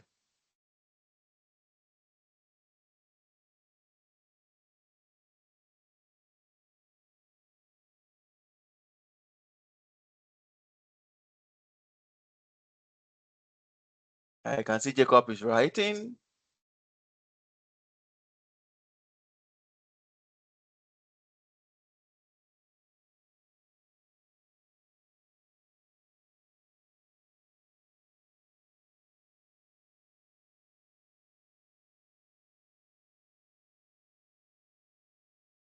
Okay. All right. So Memcache is lightweight. It's been there for very long. It is very suitable for in-memory cache operations, for key value stores. Okay. So even though we use caching for social media, gaming, media sharing, and fast services, Memcache has limited performance. Okay. And then we have Redis, which offers persistence. The reason is that Memcache is an in-memory caching. So anytime it restarts, the infrastructure restarts or goes down, you lose everything in the memory. It's like a RAM. But then Redis is for persistent caching use cases. So take note of that. They all have different capabilities built in. Remember, this is an AWS managed service. Okay, this is an AWS managed service. It means provisioning, everything, patching, and all those things are done for you. And it is integrated into other AWS services.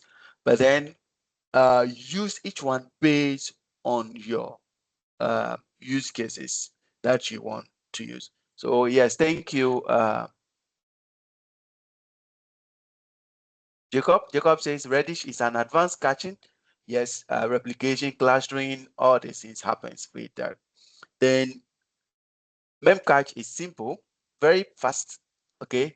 And it also works in a more like vertical scaling, where Redis works in horizontal scaling mode. These are the few differences, but just know Redis is more persistent. It means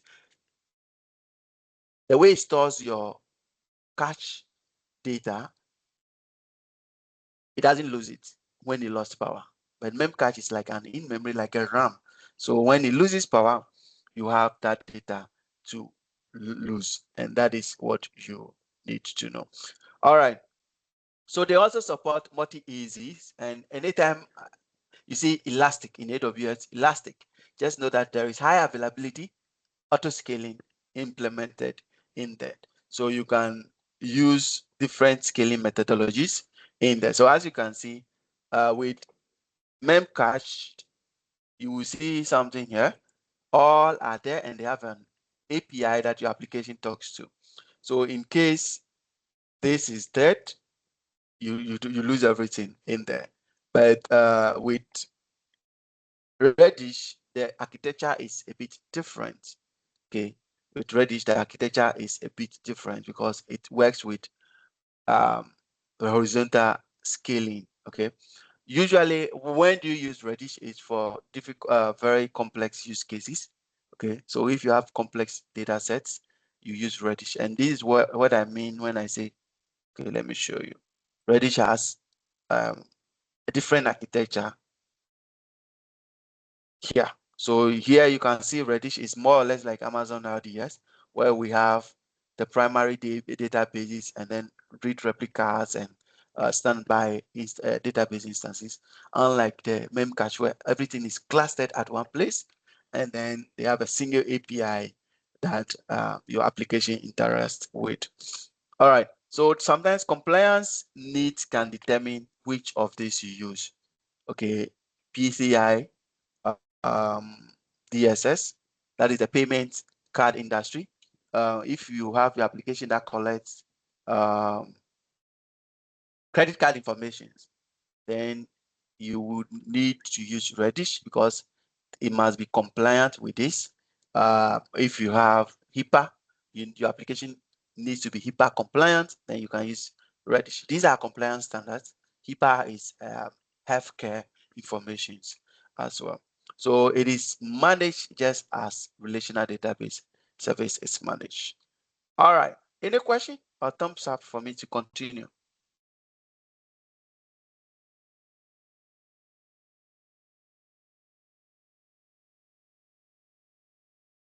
Am I audible, Terence? Okay, thank you, Jacob. I think Terence is not here. All right, so now when we are talking about databases, all these are databases.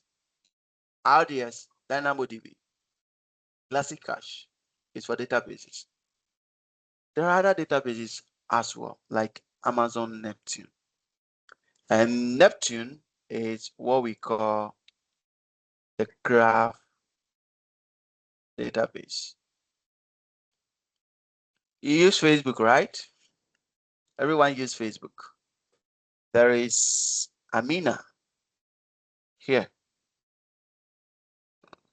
It's supposed to be 66. Yeah. There is Amina here.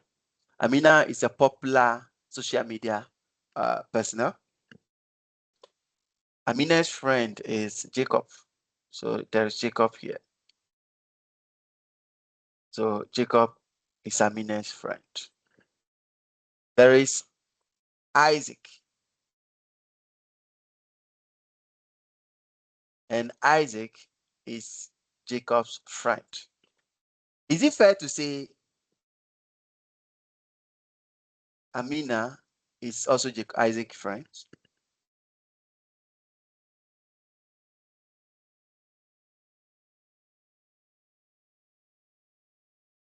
Can we say that?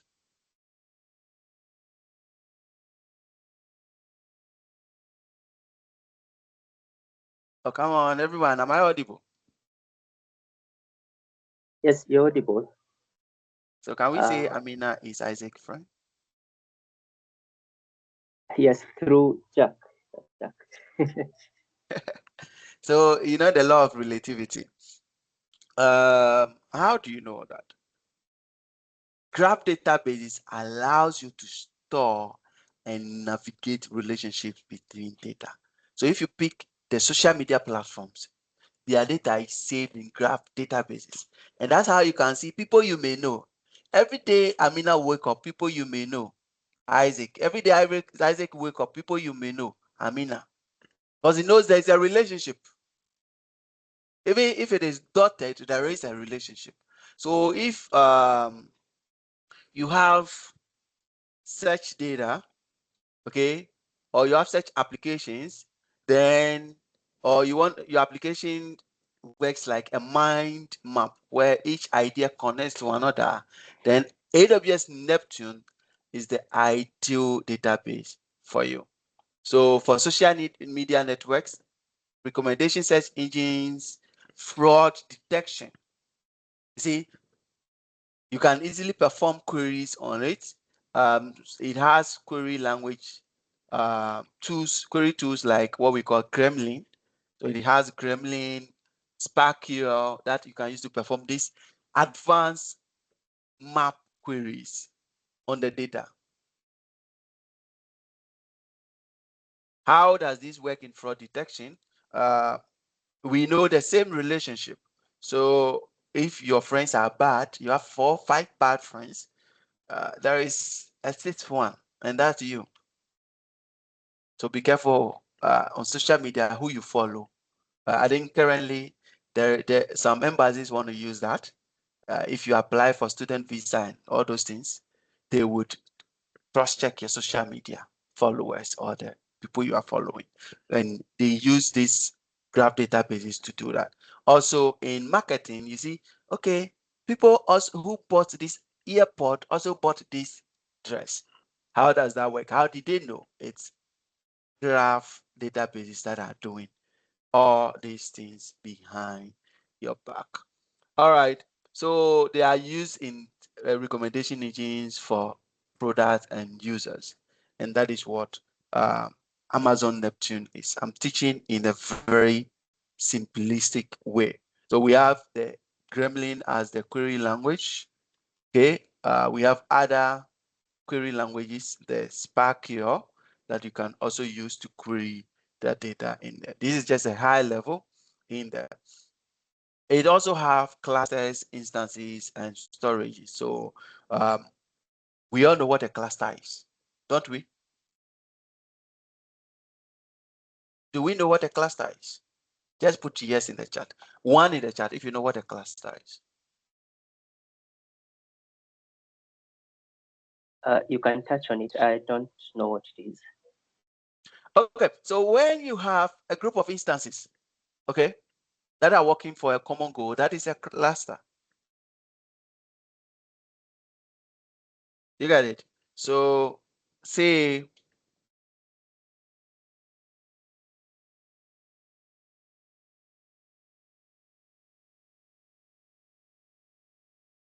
these are our instances, servers, EC2 instances, or whatever you call them, all running the same application. So if you are reading this application, you can read it from any of them. They are a cluster. It's just a simple term. And it's not only CPU, it could be storage. Okay, it could be storage where we cluster a group of storage, like we stack a group of storage devices somewhere to store data. In this case, when you use Neptune, it's also multi-AZ. So we can have it in a cluster in availability zone A, B, and C. That works in there. That works for our data so that we can access it anywhere for high availability and then reliability. So we have cluster volume. So you can see we have a group of volumes and then we can access these volumes. These that you can see here are read only. So like they're like read replicas. Let me say read replicas, just like we have in RDS or Aurora. So we have this is read and write. That's the primary DB. Then we have read replica clusters at different AZs that you can access for high availability. So when we say a cluster, think of Kubernetes. A cluster, Kubernetes EKS cluster, a Kubernetes cluster, large group of instances running a common cause. That is what it is. So it also supports the same thing. Now you can connect to Neptune using your applications or queries. How do I call this? Editors. All right, editors, and then you can connect to them. You can also allow servers to connect to them through endpoints as you did in RDS or any database in there. We have the reader endpoints and then we have writer endpoints. Reader means reading, to read data, or you can read and write endpoints where you connect to them. So that is something very simple. All right, that is just Neptune. I have not done any demo because I want to do one quick demo on one of the services that I think is also equally important. All right, so let's look at one. But do you have any question on Neptune? All right, thank you. So think of it, anytime you go into an exam or you are deploying a workload and you know this is for social media, there is a complex relationships between the data set. Neptune is the tool, the database you use. Then we have Redshift, Amazon Redshift. What is it? What is Amazon Redshift?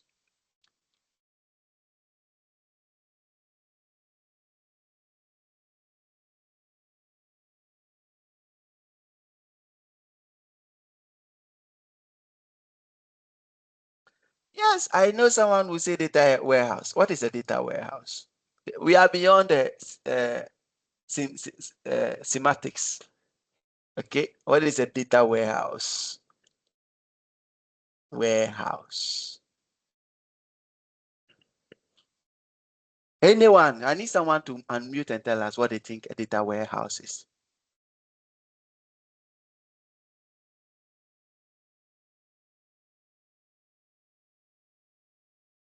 Let me point fingers. Sarah, what do you think is a data warehouse?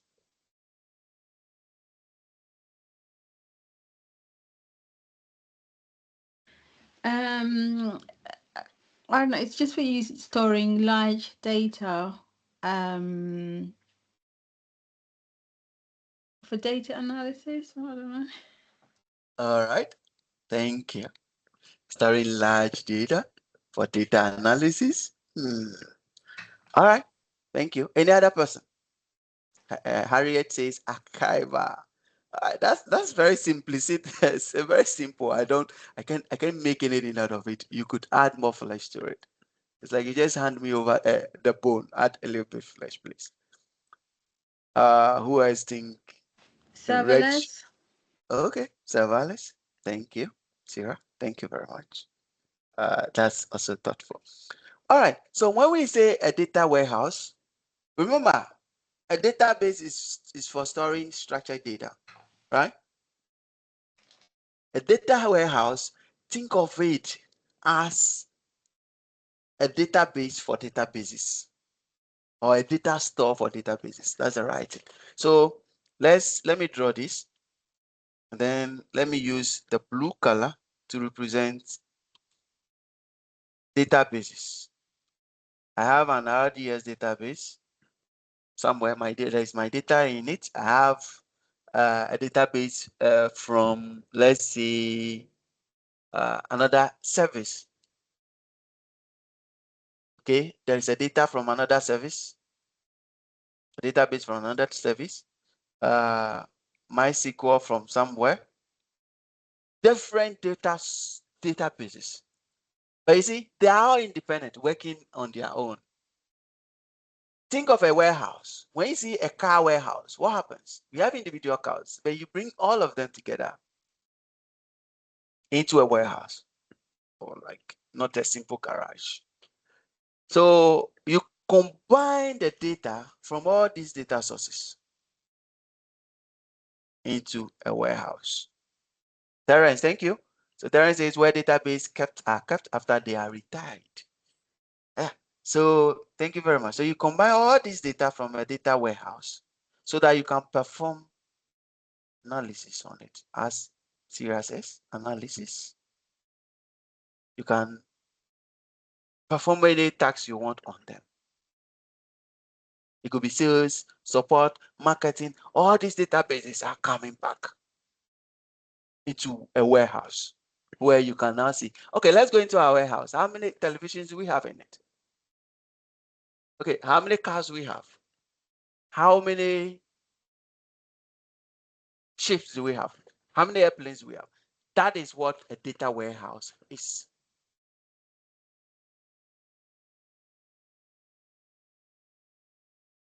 So it's used for very large data sets, and it is integrated with business intelligence tools so that you can make inference in there. You can make, okay, let me see.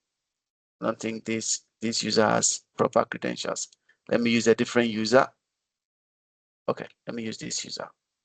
Let me show you an example. So we are talking about a very large data, not something small. Okay, where's my password?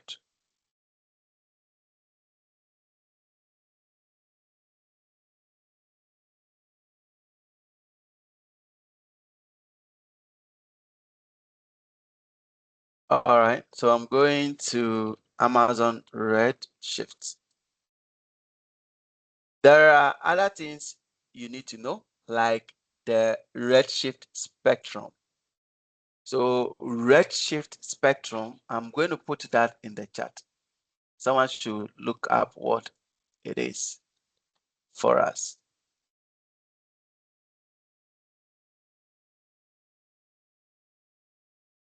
Spectrum. How do you spell spectrum?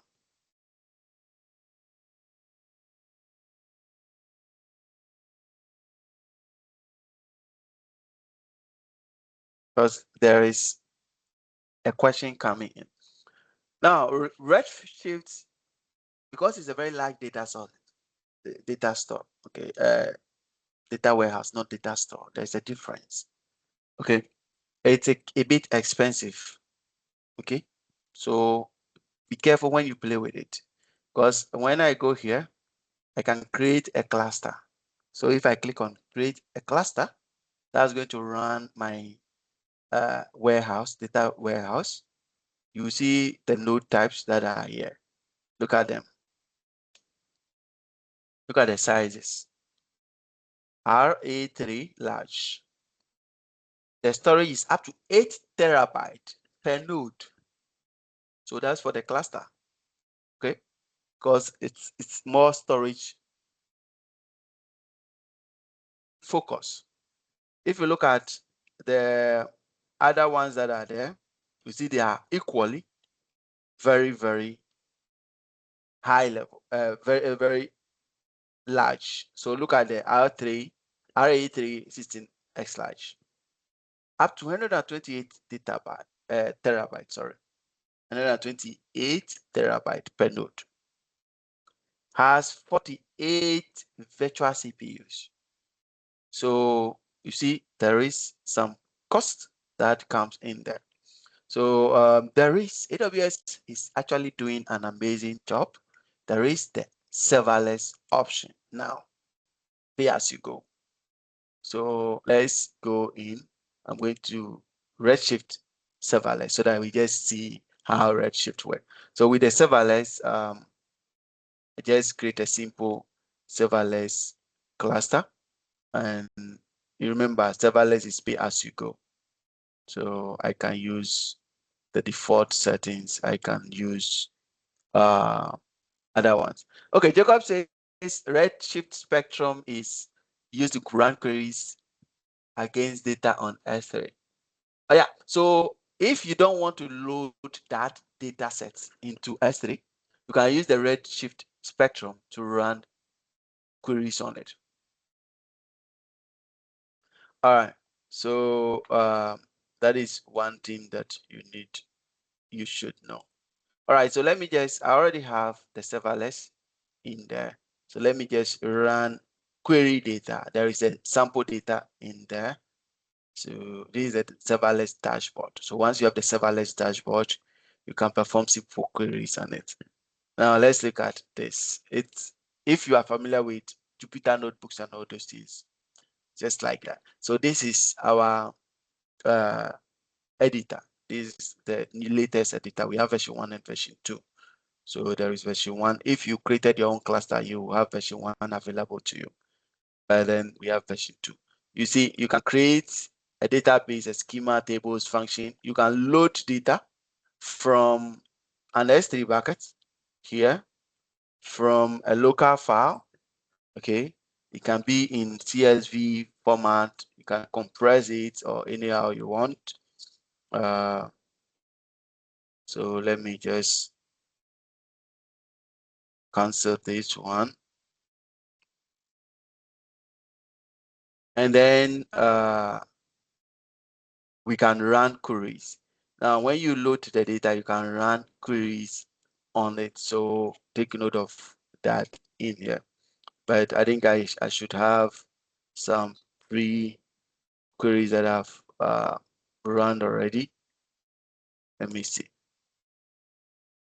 Okay, so I do not have any notebooks in here. Let me go to the editor.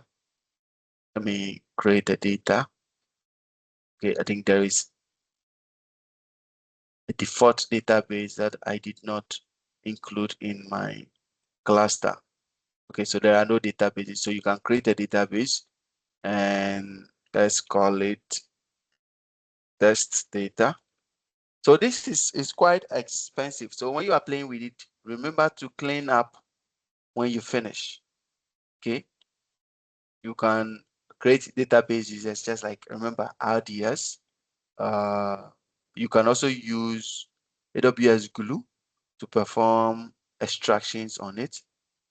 In there, you can select your node group and create current connections to it if that is what you want to do. And then you can run your queries on the data.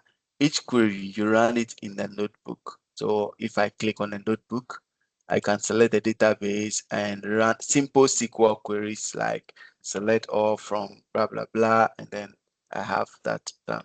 So that is, you can see there is a free trial credit.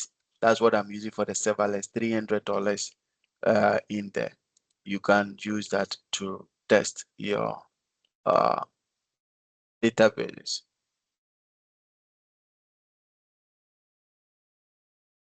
Any question?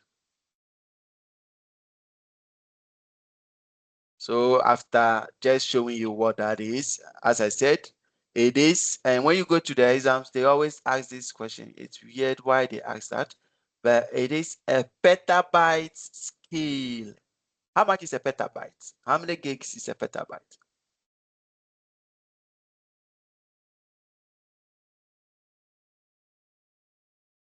So it is a petabyte scale data warehouse, and it is fully managed. So take note of that. So how many gigabytes makes a petabyte, or how many terabytes make a terabyte? It also operates like, we call it a columnar database, but it operates just like the relational database management systems for large databases. All right. So that's another thing you need to know. It's managed, so it's highly available. You can perform data cleaning or cleansing. You can perform extractions using AWS Glue or any third-party data extraction in here. So you can have data from different sources. Could be from Salesforce, it could be from different application sources, all coming into there, and then you transform the data into charts. So that's basically what Redshift is. So you will see in the questions, you'll be looking at something like ETL, extract, transform, and load as the operations that you can perform in your data warehouse. I showed you the node types. So the RAC or DC are the node types. They are very large. You can see a total capacity of 4,000 terabyte, and then the RA3 have a total capacity of 81, let's say 8,192 terabytes. That's a very large storage space for you in there. All right.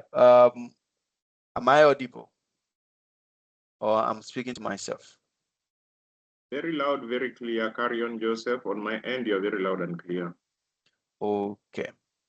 All right. So that is with Redshift. I'm going with just simple high-level content in here because you will not see much of questions in these things.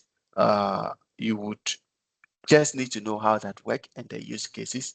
So I think when I've been having these classes with you, I showed you one thing about AWS services is that there is, right on the service page, there is the AWS documentation. So in here, you can follow the documentation and you will see tutorials. Solutions architecture exams are difficult. Let no one lie to you, but they are easy if you try your hands on the tutorials, or try your hands on the documentations, because then you go in with something that, oh yeah, I've tried to run a query. Okay, this is how the query work. You get it? So please don't just end after the class. All right.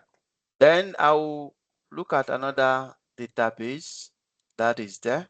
I think there is one of my favorite one that I want to look at before. There are more, but then there is one that I want to look at. Then we have, that is the document DB. document DB.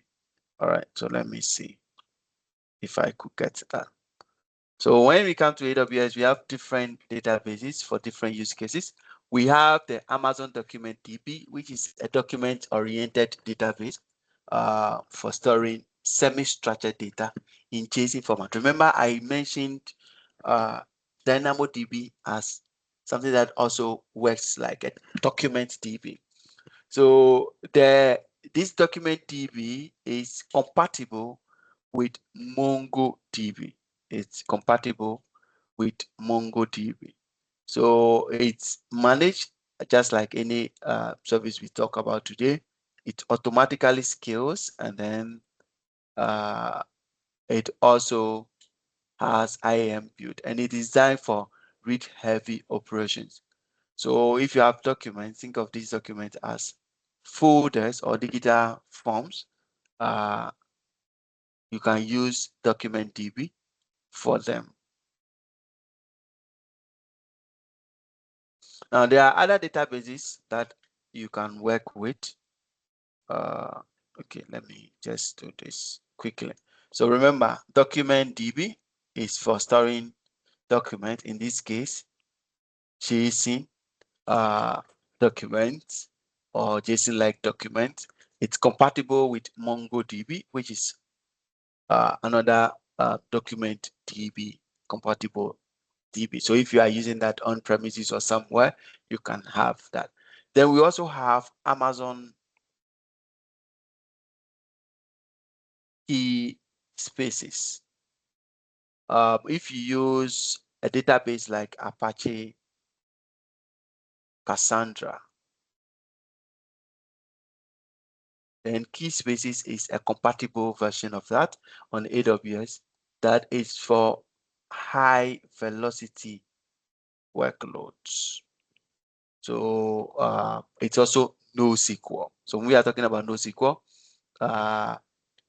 key spaces is more or less like a spreadsheet. Do you know what a spreadsheet is?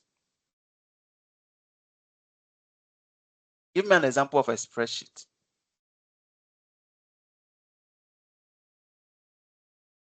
Excel or Google Sheets. Thank you. I'm waiting for Excel. So these are just few things you need to know. It's also a NoSQL. Jacob, thank you. In there. Then we also have another database offerings there, and I like this one. You see, when we are talking about databases, we are talking about read, write operations or crowd operations that are occurring. But then there is another special database. Let me scare you a little bit. Has anyone heard of this database before?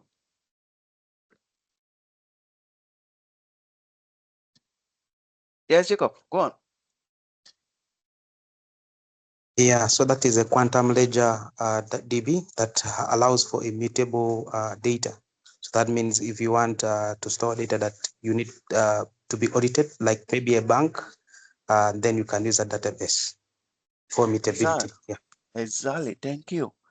So for immutability, let's see. So you are step one, you save Jacob account. You send 10,000. This uses it's a cryptographically verifiable ledger. So you can verify the history of every transaction. And you cannot change any entry. So Jacob, what if I made a wrong entry into the ledger? So it's a ledger. It's like when you go to some stores, every sales they enter into a very big notebook. That's the ledger. But with this one, if you make a mistake, you cannot reverse it. You cannot say, oh, it's a mistake. No, you have to enter Jacob 2. So that when auditors come to audit, they will know that, oh, you entered this a mistake. This is useful in tamper-proofing digital transactions, so that every entry is recorded and then cannot be altered, as Jacob said. So that's a very good answer, Jacob. So it's for supply chain tracking, financial systems, HR, and payroll. Because if you come to Ghana today, the new government is chasing a lot of the old government appointees for financial misconduct. And when you see the way things were done, you see these people were in power. They could have covered it, right? You got it? They sent a lot of money. Some of them even created a decoy, a fake government accounts. And then when monies are supposed to be paid into the government account, it is diverted into the account. You see? But then because of this capability, this ledger, they cannot alter it. So they have to mislead you. And any good analyst would able to fish them out. Now, but what is the difference between this and cryptocurrency? Let's see. Any idea? Yes, Jacob. Today you are our hero. For that, cryptocurrency, of course, uses blockchain, but quantum ledger is also using, it's also an underlying service as well, but cryptocurrency uses blockchain technology. Exactly. Exactly. Thank you. For those of you who are lost, cryptocurrency works like it is a decentralized system. You don't have a center controlling here, but with quantum ledger, it's a centralized system where it's just a ledger. Records are taken and then you cannot change them. Cryptocurrency uses blockchain technologies, as that said. So these are a few things I want to bring to you. I know I've used most of my time. Terence, how many minutes do I have? Joseph, you have like, let's say 25 minutes because we go all the way to 1/4 the next hour. Oh. But you just reach there and then Isaac will tell us what to do. All right. So you can all see the different types of databases out there. There is one that I like to talk about, and that is Data Lake. So remember, we look at data warehouse. Now we are looking at a data lake. What's the difference?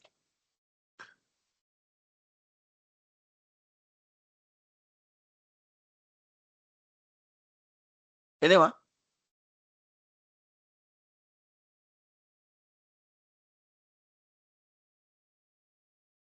Olu, are you here? You are very quiet. What do you think is the difference between data lake and data warehouse?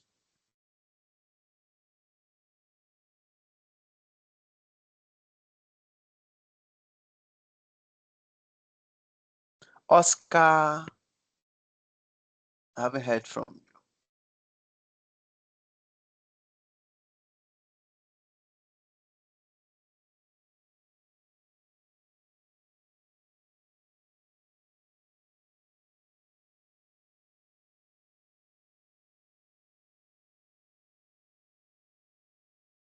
The silence means everyone is confused.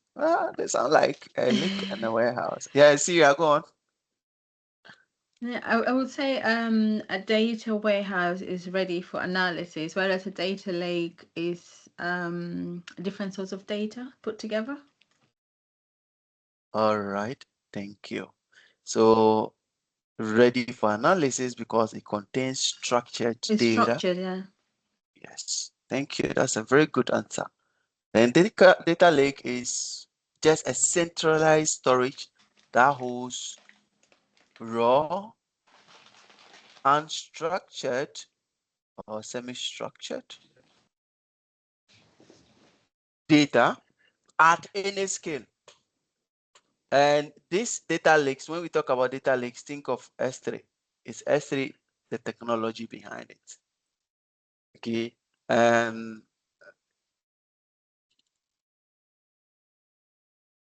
Okay, thank you, Jacob. And you think of it like a natural lake. You can dump water. In this case, if you have a natural lake, you can dump water, and this water is data. Any form, hot, cold, use or fresh into the lake. Okay, and then you use other tools like machine learning tools or data analytics tools to perform analysis on that data.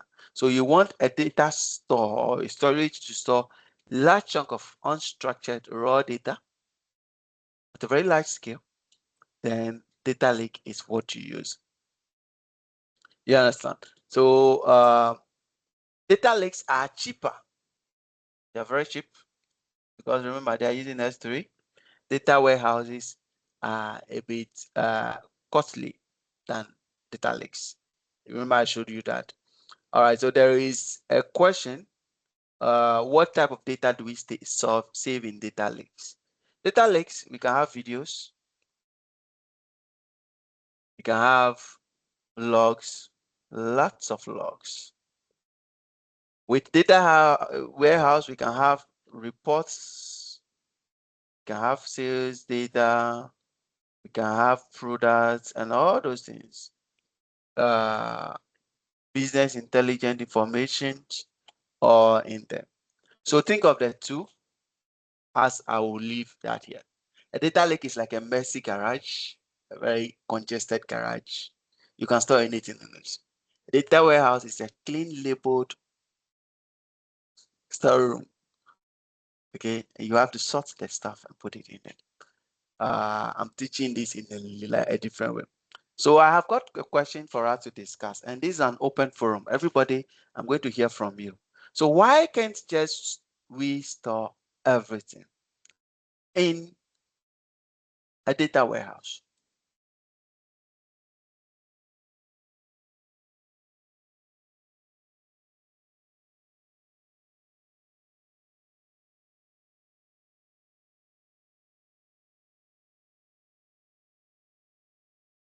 Why can't we store everything in the data warehouse? Cost. Cost, thank you, Sarah. Because it's expensive and it needs structure. So there is a question in the chat. Where should a company collecting video from surveillance save that video surveillance? Because you know it's a lot of videos. Where should they save them? Everybody put your answer in the chat. Where do you think they should save it?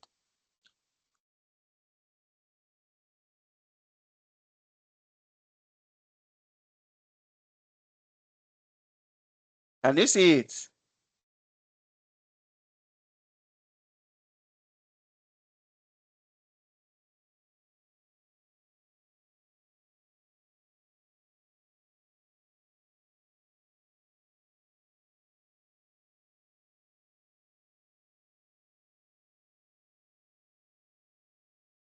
Okay, somebody said data lake. All right. Okay, S3 data lake. Okay. Uh-huh. All right. I see only 2 people have answered. Yes, of course. It's better goes into a data lake. And data lakes are powered by S3. So that is one thing you need to know. There are a lot of services in AWS, but then as you go, you will see their use cases are similar. All right.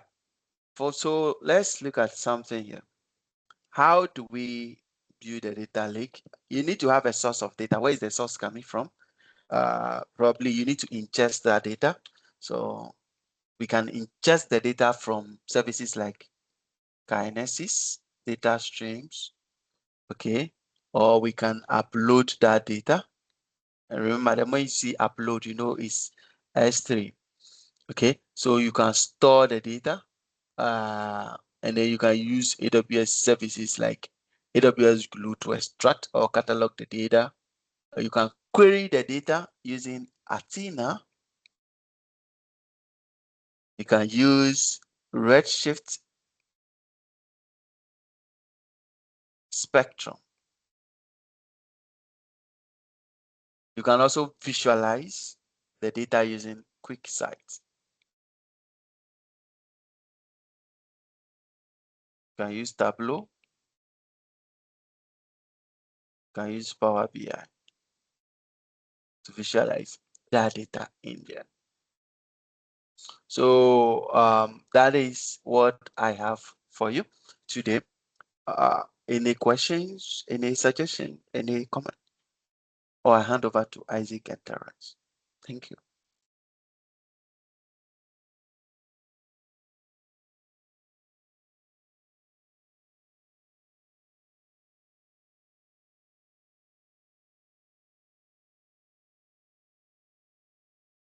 Hello, Terence, are you here? You are mute. Isaac, are you here? I hear you loud and clear. I'm here.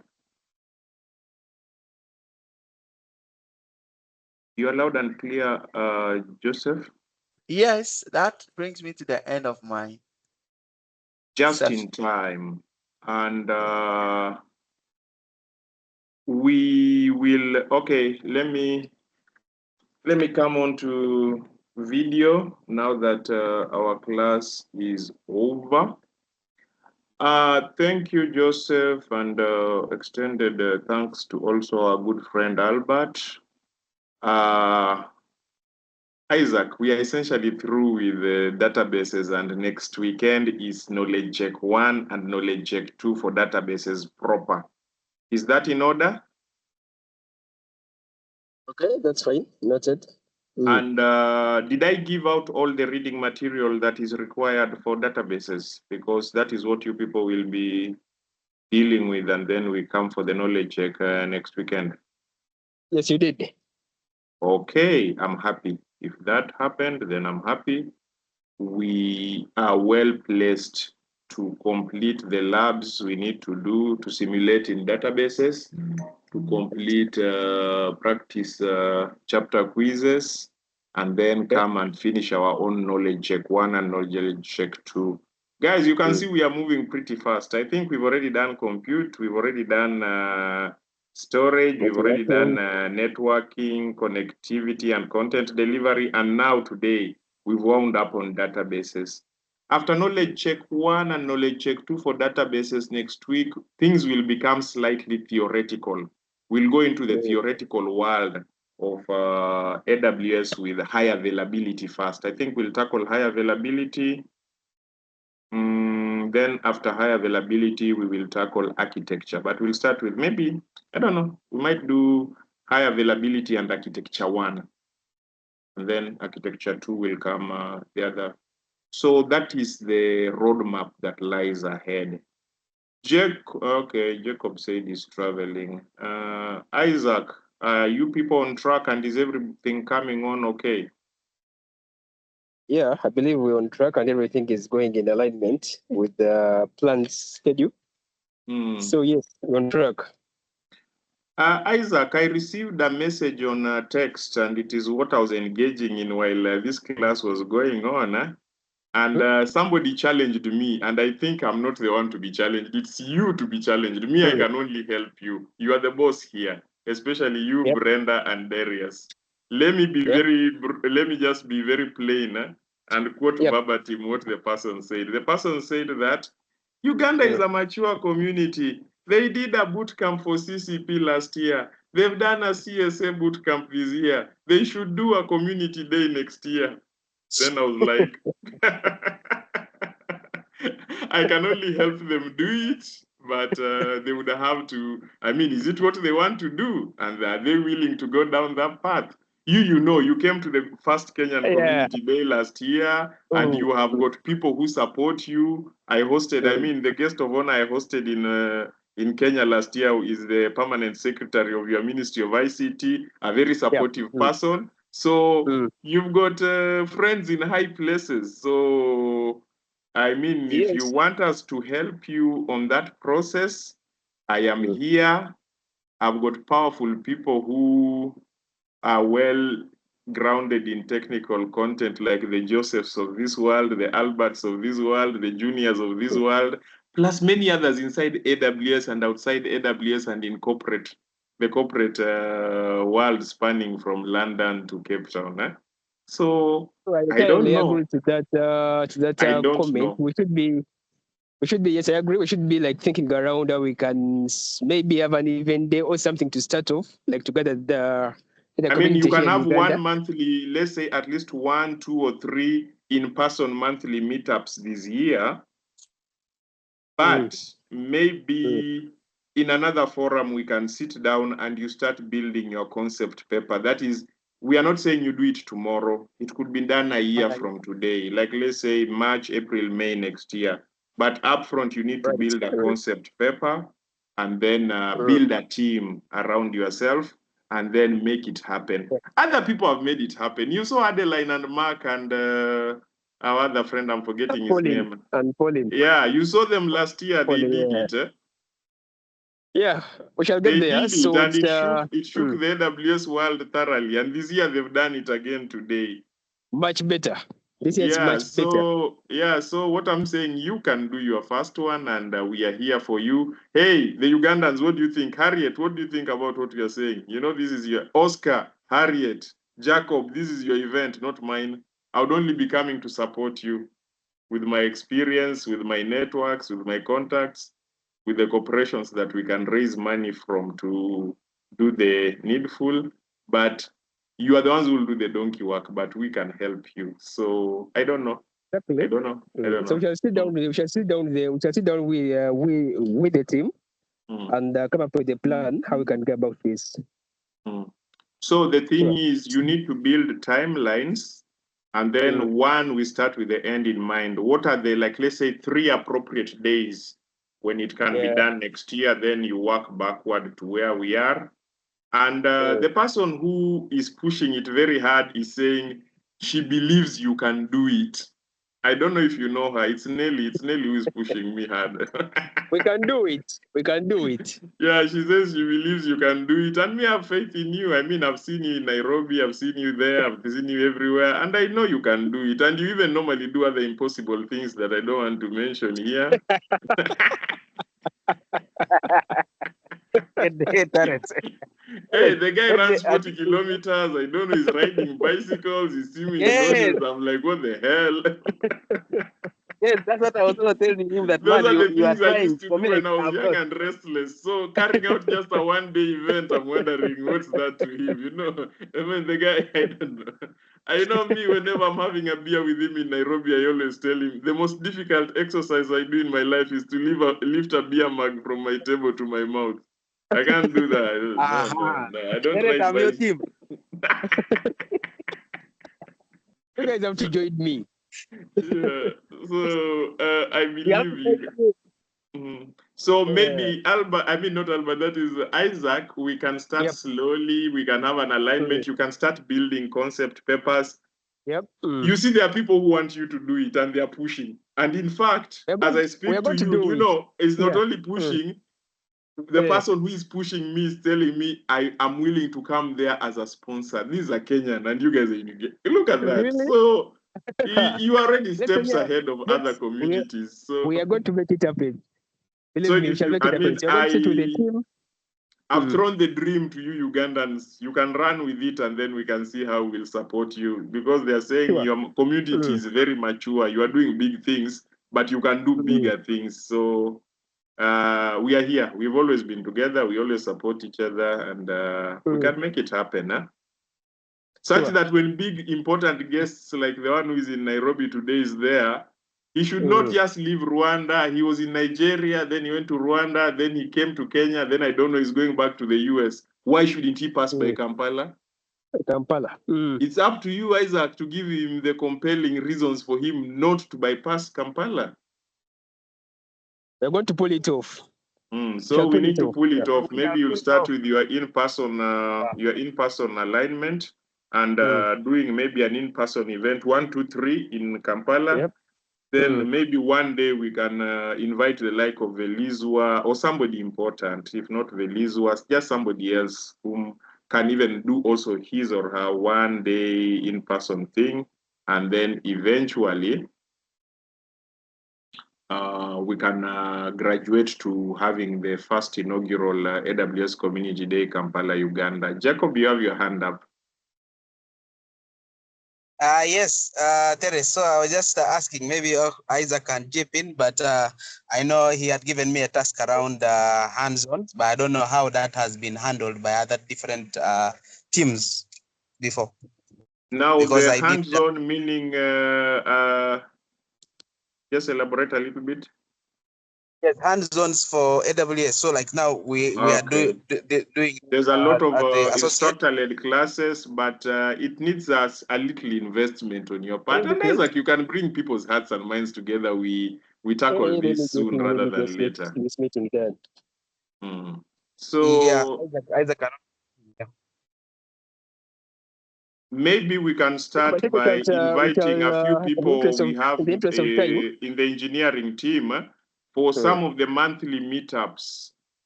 For you to start having engineers visiting and DevOps and developers and etc. And then after that, we also keep on expanding the skill set of the community. Yeah, so those are the things that people were harassing me about.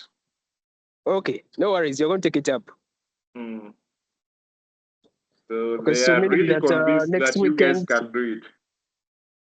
Next weekend we touch based on another check on database.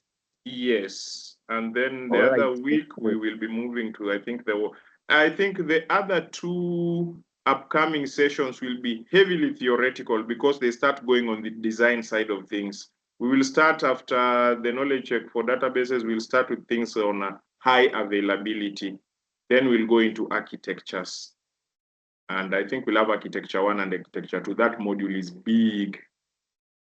And then we get back to the usual technical content you are used to, things like management, security. Then we will wind up with issues like, I suppose, encryption. And we wind up this. So we are about halfway. We are just getting halfway into the whole thing. All right. Great stuff. Okay. So catch up next. Yeah, have a restful weekend, and we see you when you see us. Thank you very much, Mr. Joseph Tete, and I'm hoping you'll be back. I know you put out a lot of alerts on exam alert questions and areas they need to be keen on. I'm willing to bet when we get into the certification and exam prep, we'll call on your technical assistance to help people be able to do what they need to do well. So have a restful weekend, good people, and we see you when you see me. Bye-bye. All right, bye, and thanks all. Okay. Bye, Sandro. Yeah.